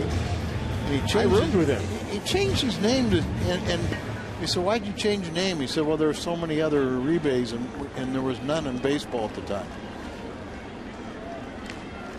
And now his nephew, Juan Uribe, That's Juan. Jose, he was a neat kid. He was Jose Gonzalez originally. Right, Jose Gonzalez, and then he changed it. And I actually roomed with him on the road, and my job was to teach him English. And I learned a little Spanish along the way, and there was a time on a road trip where he had a problem with his tooth. He had to go to the dentist. I had to go and translate for him at the dentist.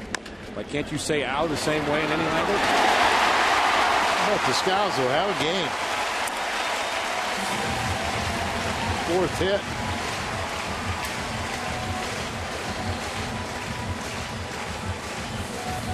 And now we know why he's no longer a shortstop. Shortstop's supposed to catch his ball? Supposed to catch his ball. They get off the ground a little higher than 3 inches. John Jay, the hero. The winning run. The winning run at first base. He was a hero already, Al. Talked about how these two are linked. Scalzo and John Jay, good buddies. They could be my 2 favorite Cardinals of the night.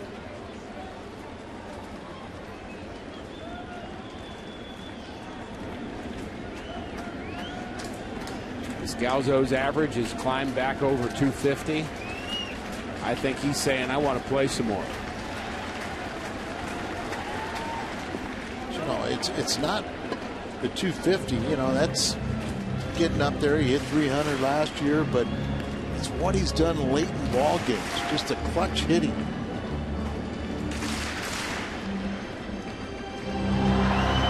Scalzo, the same thing. You know, guys just come through late in the ball game.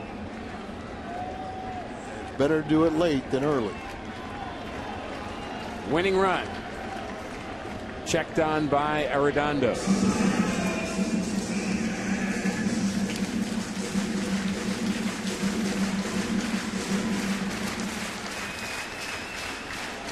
Reds cannot afford a ball to get over their head. 1-1 to John Jay. Ball 2. He got ahead in the count, Al, with Cordero, their closer, and he gave the ball a ride. Will he do it again?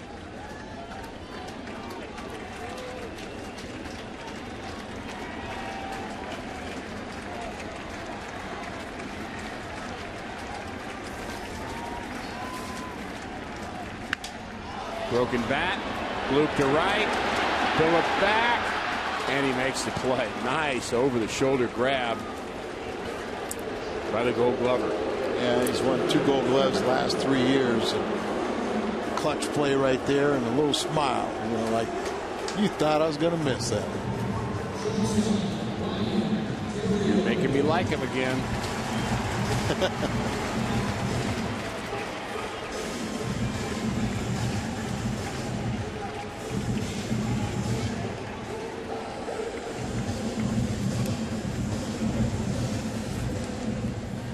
Ryan Theriot had a big hit in that 7th inning, Al. He drove the ball over the center fielder's head for a double. A couple of RBIs already. Leads the ball club in hits. He leads the ball club in extra base hits. Primarily a singles hitter. He's had a few more doubles this year. He's got 16. And we would take one now. How about plugging the gap and a play at the plate? Bang, bang. It's all we need, Al. A little more excitement. He's the kind of guy that I'm sure Tony La Russa would tell you, that the grinder, the guy that, can, you're tired, you're kind of, it's been a long game, but he's not going to give up. Ground ball just foul. Scott Rowland guarding the line. And Scott Rowland doesn't even have to really guard the line, does he? No, he's got such range, and that arm is just such a rifle. But Theriot's a guy that is going to battle you. Not afraid to hit deep into a count. Just going to go up there and grind it out. You feel like good things are going to happen. He has really been. I've really grown to really appreciate his skills.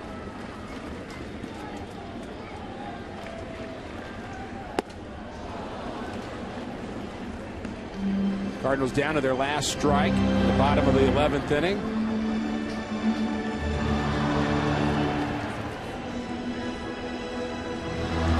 Count out would be helpful. Oh, that's a good point.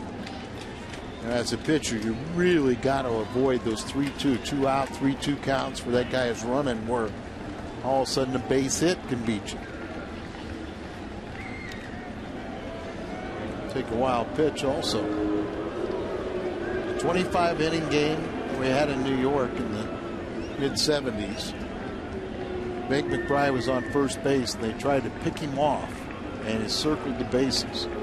How that game was won.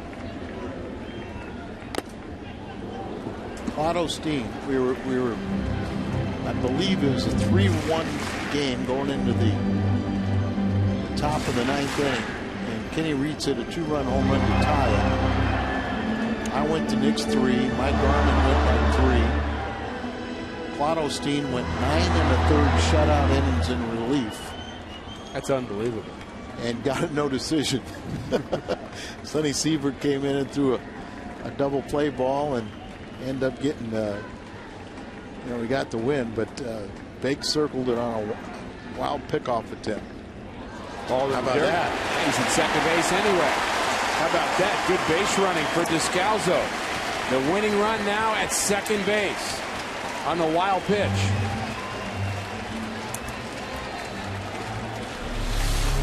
Now it puts a lot more pressure on the outfield defense. Scalzo sees that mild separation, gets himself in scoring position. 3-2. You really got to be disciplined here not to expand your zone.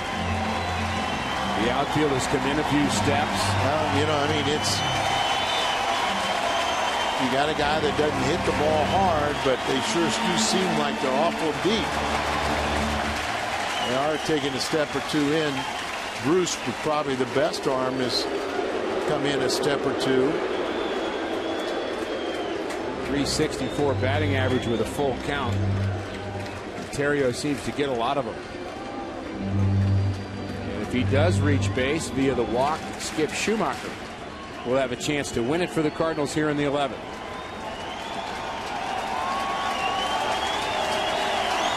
A lot of fans on their feet. The 3-2 to Theriot. A swing and a miss. Theriot strikes out with a winning run at second. We're going to play at least 12 now.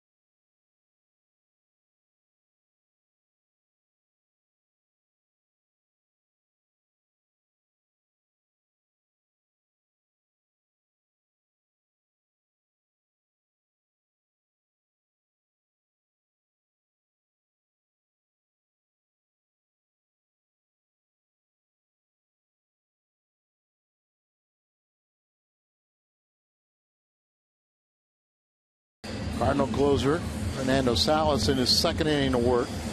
He struck out a pair in the first inning. Cardinals allowed 5 first inning runs. The first 5 batters all reached base against Jake Westbrook. Cardinals trailed 8-0 and then started the comeback trail.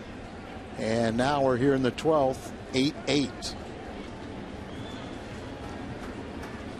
This is Giannis, his first plate appearance, as both benches have pretty much been depleted. Each manager has one extra part left. Fly ball popped up here. Looks like Descalzo underneath it. And one out. One thing that Salas has really helped himself is he's very efficient. He's got 4 outs now on 16 pitches. And that is a really valuable asset for a closer, especially when you get in these extra inning games. If you can get outs with few pitches and throw more than 1 inning, that really does help your cause. And he'll try to do that with Joey Votto. Votto with 2 hits on the night. Very dangerous at all times. Good power. Well, he just has that, he has the ability, leads the major leagues in on-base percentage, walks, so you really can't try to pitch around the plate and get him to expand his zone and get himself out. And then he's also still one of the best hitters, the reigning MVP. 63 walks on the season. He walked and scored in the first inning. That leads the National League, 63. Doesn't lead all of baseball, but does lead the National League in that department. Very interesting young man, and had an anxiety disorder a couple years ago as he dealt with the death of his father. But he's come to agreement with that, and he does have some immense talent. And just to understand, just a real team leader and a good kid. Swing and a miss. He strikes out Joey Votto. What a job by Salas. It's his 3rd strikeout in 5 batters. And another chance to boo Brandon. You don't think of Salas as a classic closer or a strikeout pitcher, but he's got a good changeup, good enough fastball. He challenges people in the strike zone, but he doesn't leave anything in the middle of the plate.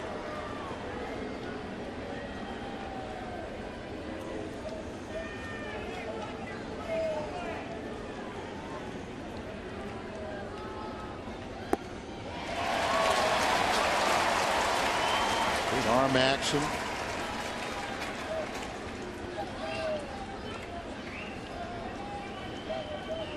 Home half of the 12th. Schumacher, Pujols, and Holiday. That sounds pretty good. It's like a winner. One more out to get. It's going to be a tough one. Freeze, charge it, off balance throw, and it's dug out of the dirt by Albert. What a big time play here in the 12th inning. Albert might get a chance. Schumacher, Holiday, can't wait.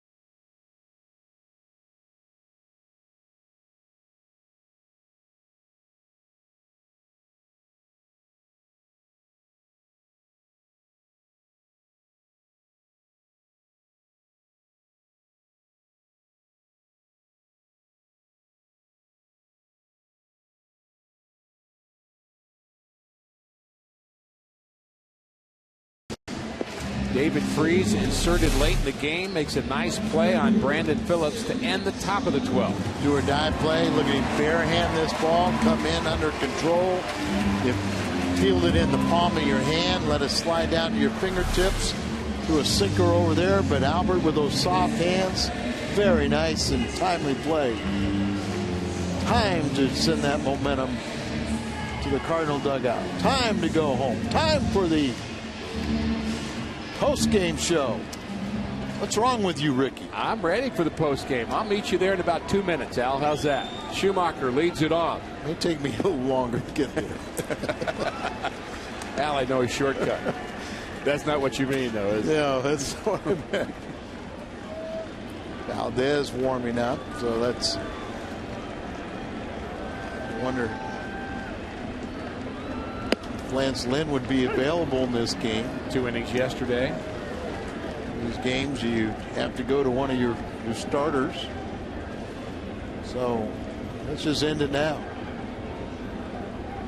Got the right people up. Schumacher, Pujols, and Holiday against Arredondo in the bottom of the 12th.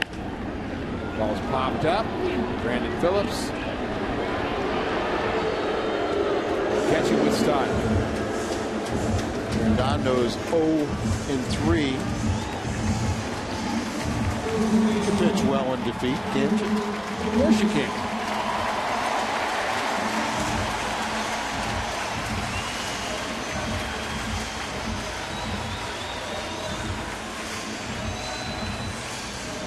A lot of fans have hung out for this one.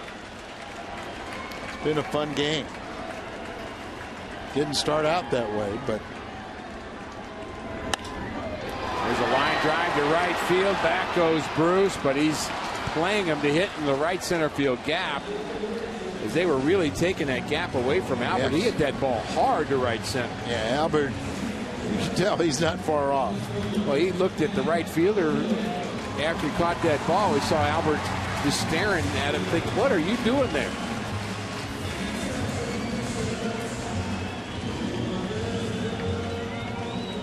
It's been the Matt Holliday show the last 2 days. We put a finishing touches on it.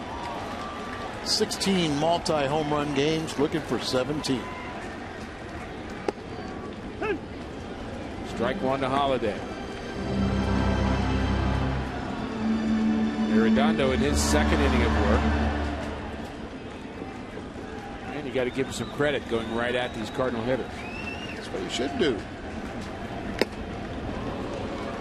You attack the strike zone, and it's the best way to get people out. Fastball then looked like a slider.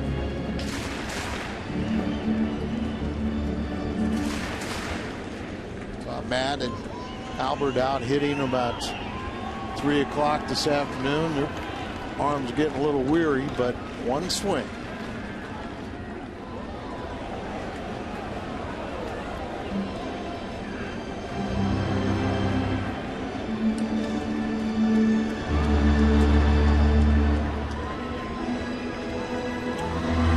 We haven't seen Mabry show up yet. Maybe he's stuck in traffic. Maybe he's scared. I know he had JT with him here for the pregame. Maybe he had to take him home. Maybe he's got a game tomorrow, so then he has got to drive all the way back. We'll see John Mabry before it's over. That was a little while ago. I think he drives a little quicker than that.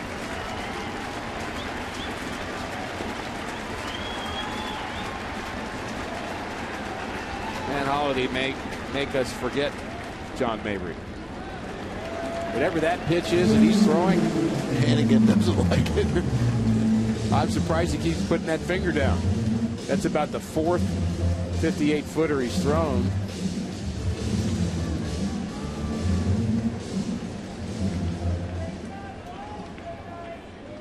Will he put it down again, or will he go back to the fastball? Fastball away.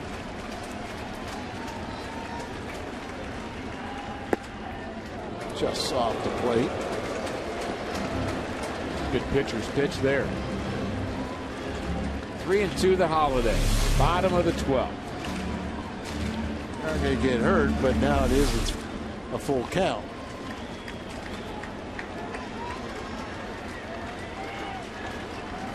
There's a slider. Now a changeup.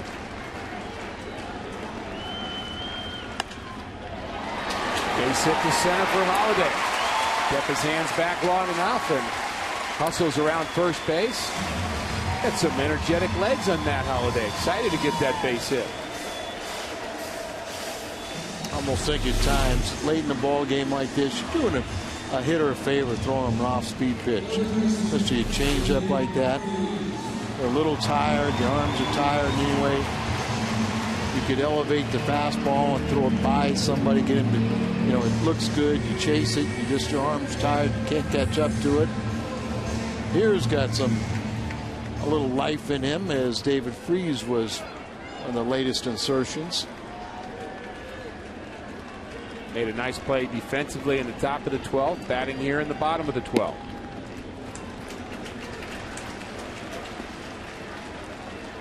Cardinals pitcher spot is next.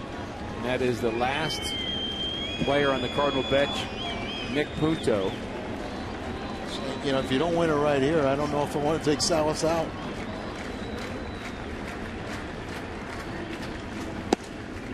I think they make you do that. You pinch hit it for him. No, I mean, if you make the out, you know, you leave him out there.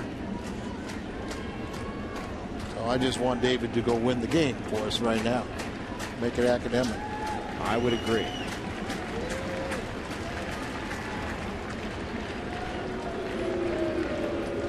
Bullpens have tightened up late in this ball game, trying to keep people out of scoring position.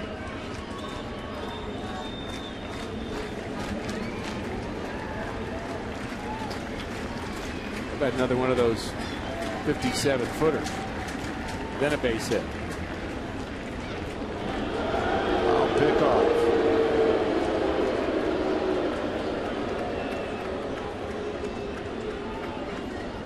And a lot of non-pitchers, you know, managers that call those pickoff throws over there. But it's something I don't think a lot of pitchers like. I would agree. I mean they're try in an effort to stop a running game, but sometimes you're on that mound and you've got a mission. You want to go 100% concentration at the plate. You don't want to be thinking about, you know, worrying. There's 2 outs. Oh, if I get the hitter out, he can't score.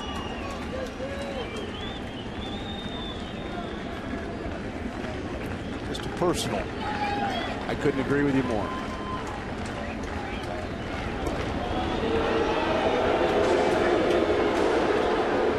You've got your own rhythm. You've got your own thought process. You know, one of the ones that I don't like is when you've got somebody set up for a changeup because of the pitch you threw before, and then you've got to throw over. Now that it's messed your reception is messed up.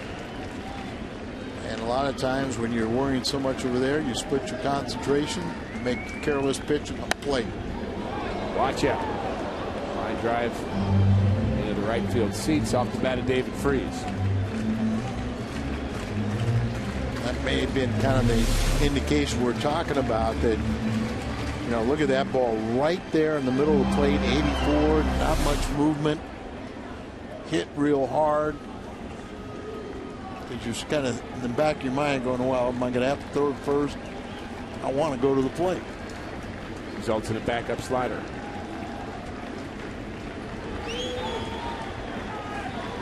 The 1-2 to Freese. Swing and a miss, and another extra inning strikeout. On to the 13th.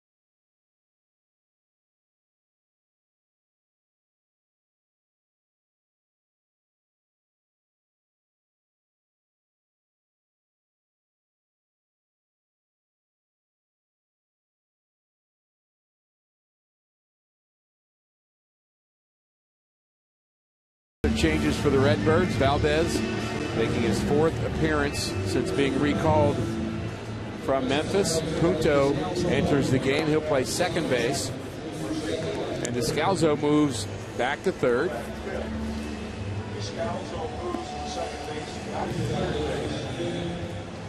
And Valdez will bat in David Freese's spot. Cardinals have picked up Valdez in spring training, kind of an insurance policy at AAA, maybe, you know, potential pitcher at the big league level. Really did not do the job at Memphis as a starter. They converted him to the relief and pitched extremely well. And in his brief outings on the most recent road trip, when he was brought up, he's done the job. So a good opportunity for him to impress. He is 33 and does have big league experience. Cardinals officially down to Lance Lynn and John Mabry. 8-8 in the 13th. Valdez very much a part of that long game the Mets and Cardinals played with Felipe Lopez, a pitcher. In that game, just a phenomenal game, extra inning game. Seemed like it would never end. Did he get the win in that one? Valdez, I know he had to bat twice, at least once in that game. Got thrown out, I think, on the base pass. Was in that game for a long time. I just got word that John Mabry is late because John Costello, the former limo driver, is driving him back to the ballpark. He got lost. Maybe they took a little detour. I know. What kind of detour it'd be for Costello? 2-1 to Jay Bruce.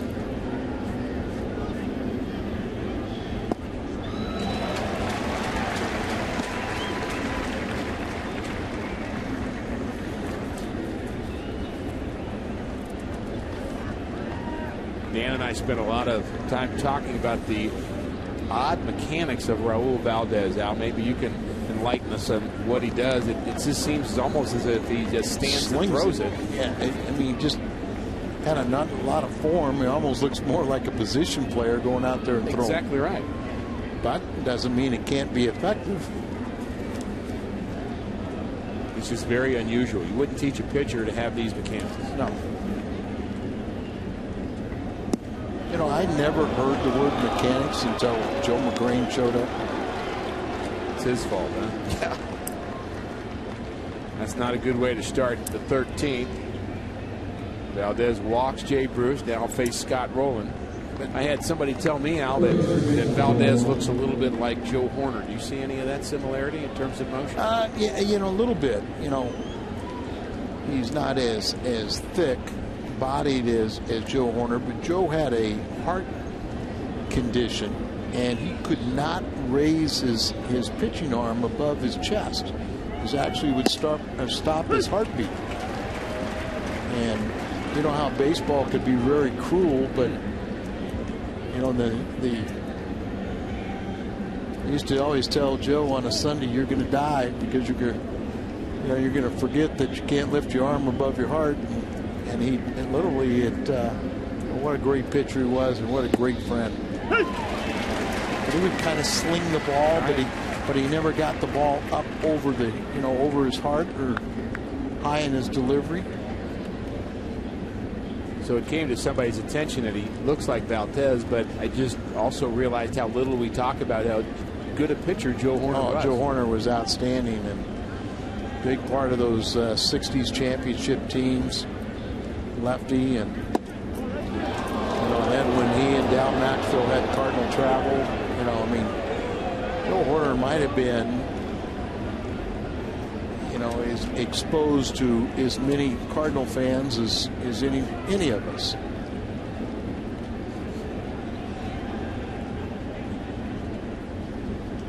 One-two count to Scott Rowland. Bruce the runner at first. He's not going. Fouled off.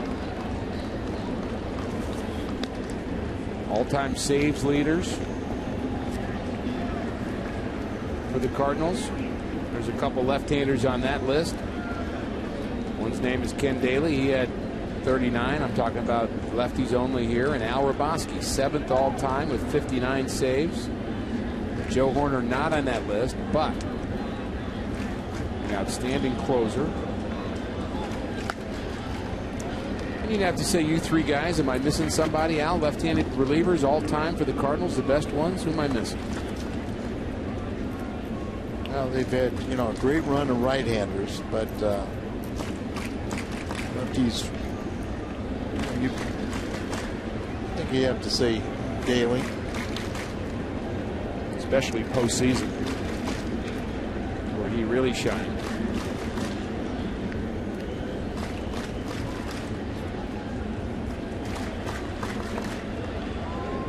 Joe Horner certainly on that list, though.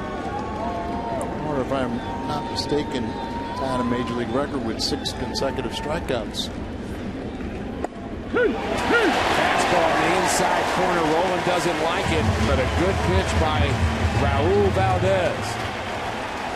Excuse me, Buckner has the final say. Scotty doesn't argue much. He's a real professional, and Fox Tracks might confirm that Scott was right. Well, you can't get thrown out here for Scott Rolen, that's for sure. But we'll see right here as he slings his ball across. Close, but according to Fox Tracks, not that close. You can't make up. Can't miss one pitch and then make it up on another call.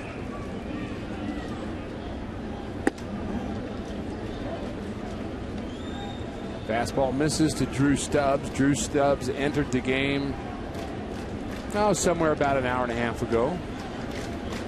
The tough thing about Stubbs is that great speed. He does have power, but great speed, a lot of strikeouts, but very tough to double up. Good off-speed pitch. Evens the count.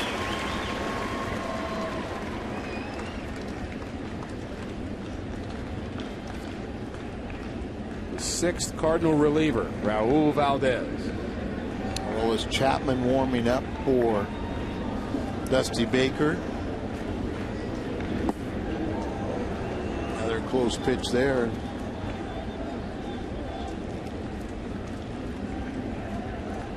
Arredondo is not on deck, but he's in the hole. Hannigan bats next, then the pitcher spot.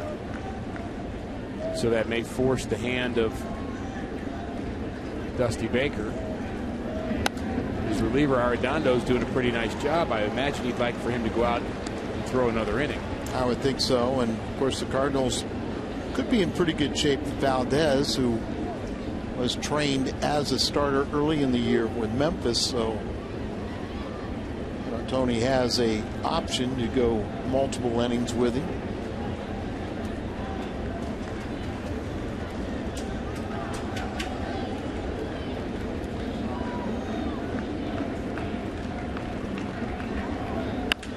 Two is hit hard through the hole between third and short. Base hit.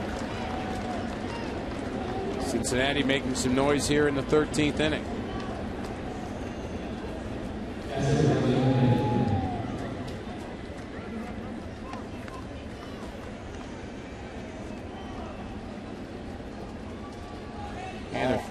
Long day for Hannigan. Oh, you bet it has been. Backup catcher Ramon Hernandez would bat next. 2 for 5. He's done a nice job, but he's been beat up back behind the plate. Catching a lot of pitches, a lot of foul tips. But a double play candidate. Legs a little weary probably by now. If he can feel it. Right. He is a good hitter, though. A couple of base hits. They really do have an excellent catching combo. They do. In my mind, Hernandez is the better catcher, but they think Hannigan calls a better game.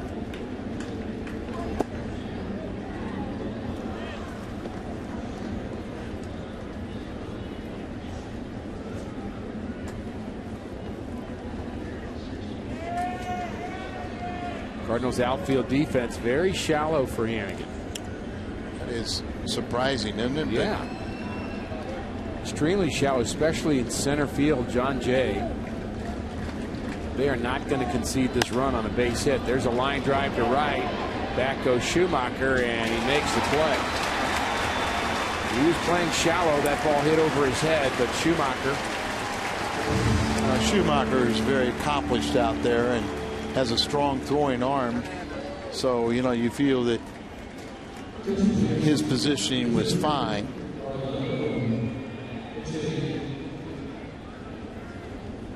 And here is their last position player, Hernandez.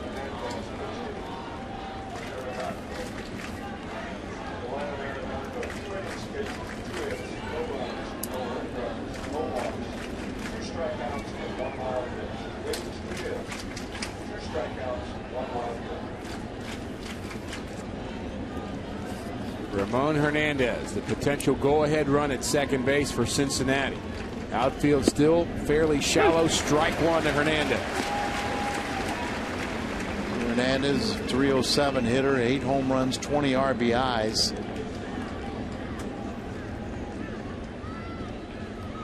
He's hit some home runs against the Cardinals. But he also can be pitched to. The left-hander delivers. Fouled off, strike two.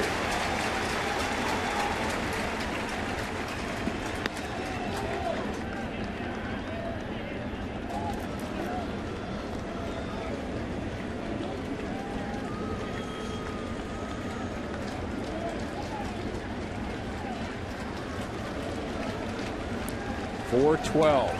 His 3 home runs. Murray had a 2 home run game in Cincinnati, and the next day he followed up with another one. And right now we'd like to see a strikeout. Valdez ahead in the count.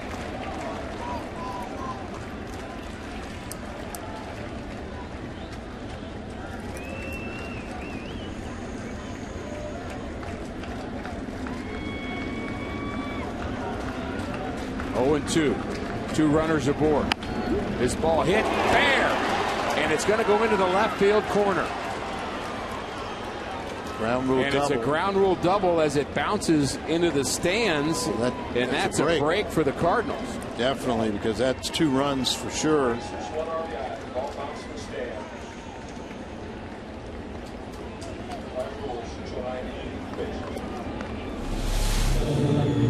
Take another look at that. It's just inside the third base bag, and that last hop just bounced up in the stands, and that is a huge break. 0-2 pitch. Bounce like a Super Bowl. Wasn't it an 0-2 pitch? It was. And just have to believe that Aaron location right there. And intentionally pass Heisey to bring up Giannis.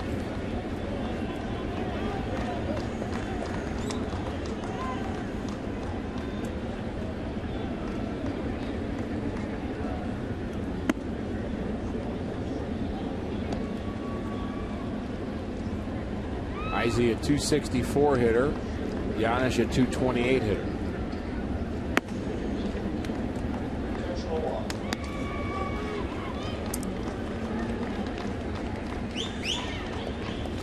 Well, the Cardinals are going to have to score another one.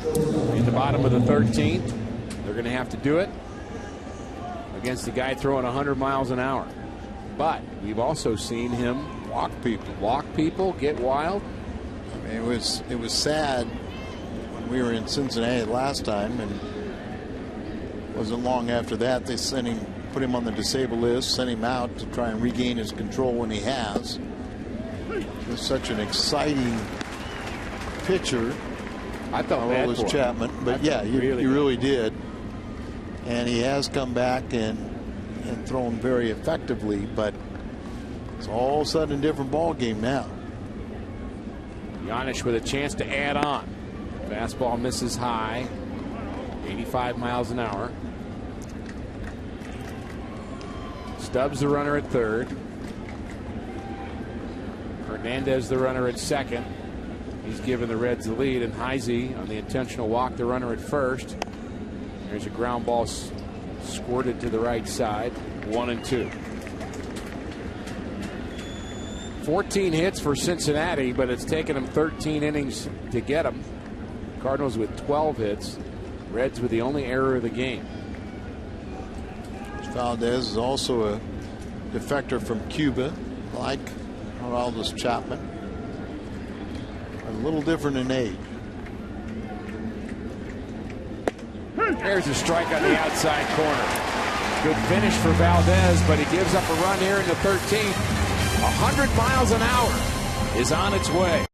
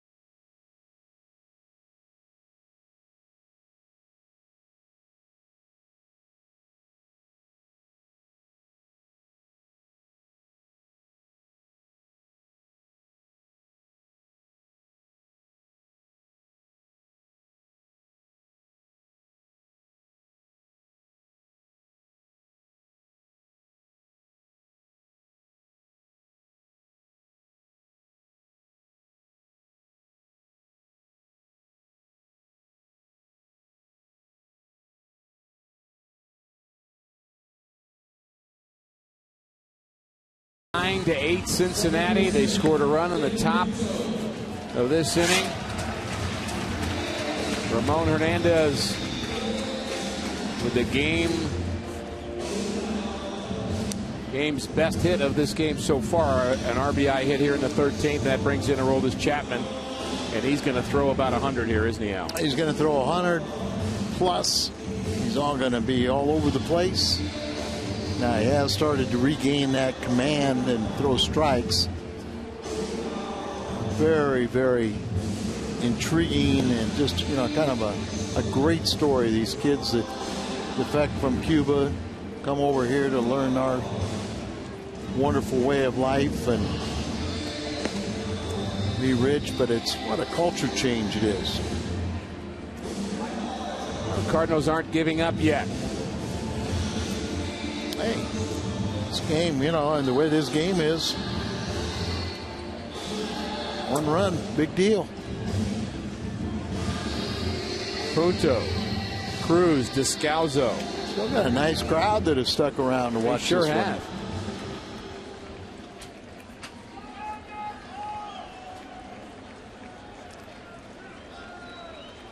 Nick Punto, 278 average. Going to have to gear up for this fastball. First pitch right down central at just 97. Oh, that's a piece of cake.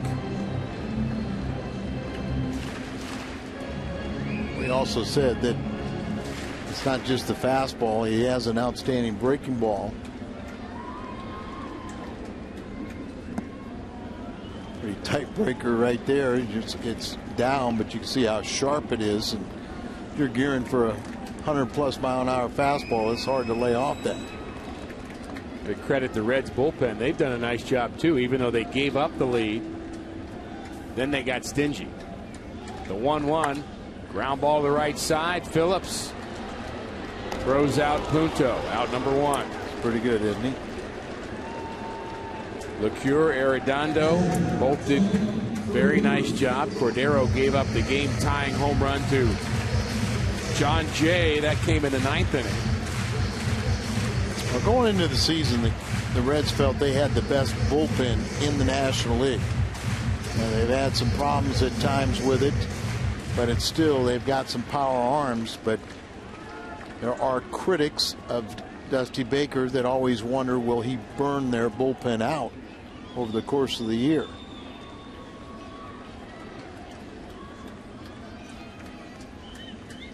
Tony Cruz almost hit it. 7, but look at that movement right there, just almost like a cutter. You get hit by one of his fastballs, probably hurts a little bit. Well, make sure you hit it with a bat on the sweet part. Yeah, all you have to do is just center it. That would feel good. Ground ball up the middle. This could be trouble, and it's a base hit for Tony Cruz. And the Cardinals aren't done yet. Tony Cruz, he's had 2 hits and a walk. He came in back in the 6th inning, and he's made his presence be known. Bouncing, perfectly placed, and here come the Cardinals. And you've got the 2 young left-handed batters again. The buddies with one more chance. All smiles is Tony Cruz. And you've got a tough assignment here. Daniel Descalso and John Jay against a left-hander bringing it. But have fun. Why not? First pitch to Descalso. Outside corner, strike 1. Either do it, you don't, but go up there and don't be afraid. Just take your chances. About a wild pitch again, Al. Very capable.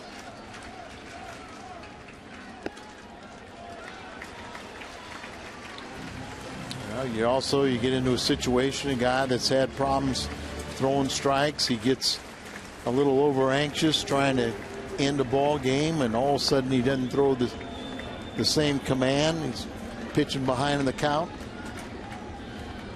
He does have a good pickoff move. He's picked off 3 already this season. Probably good to know if you're Tony Cruz.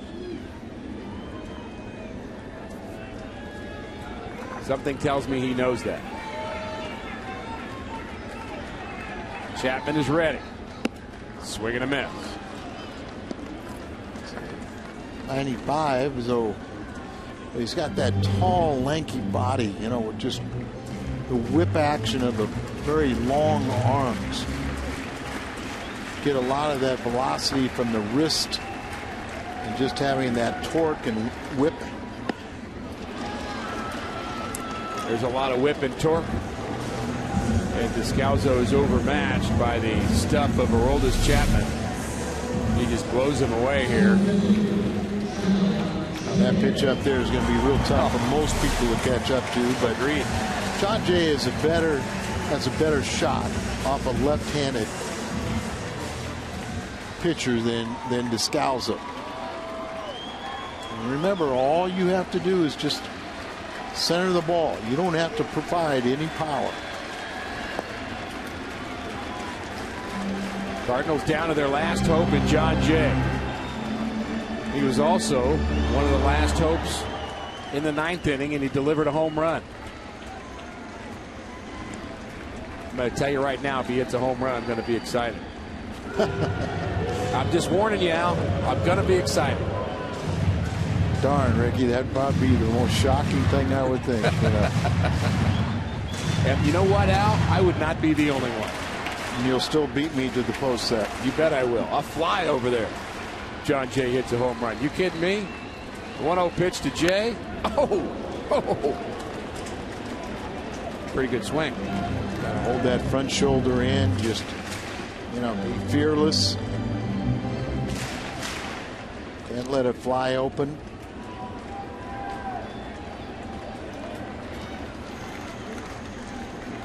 Chapman trying to close it out for Cincinnati. Good rip. Cardinals are going down swinging, that's for sure. It's the only way to go. I mean, you either do it or you don't. Cardinals have had a miraculous game. Battle back 5-0 first inning, 8-0. Tie this game, send it to the 13th. And the strike 3 to Descalso ends the Cardinals' last hope here in the bottom of the 13th. That pitch at 101 miles an hour. Our player of the game is Ramon Hernandez. He is the game winner in the top of the 13th. Tony always talks about playing a hard 9. They played a hard 13. It's unfortunate he didn't win this ball game, but very entertaining and they'll win the series. You bet. Cardinals still win the series. Outstanding contest here at Busch. Postgame is coming up next.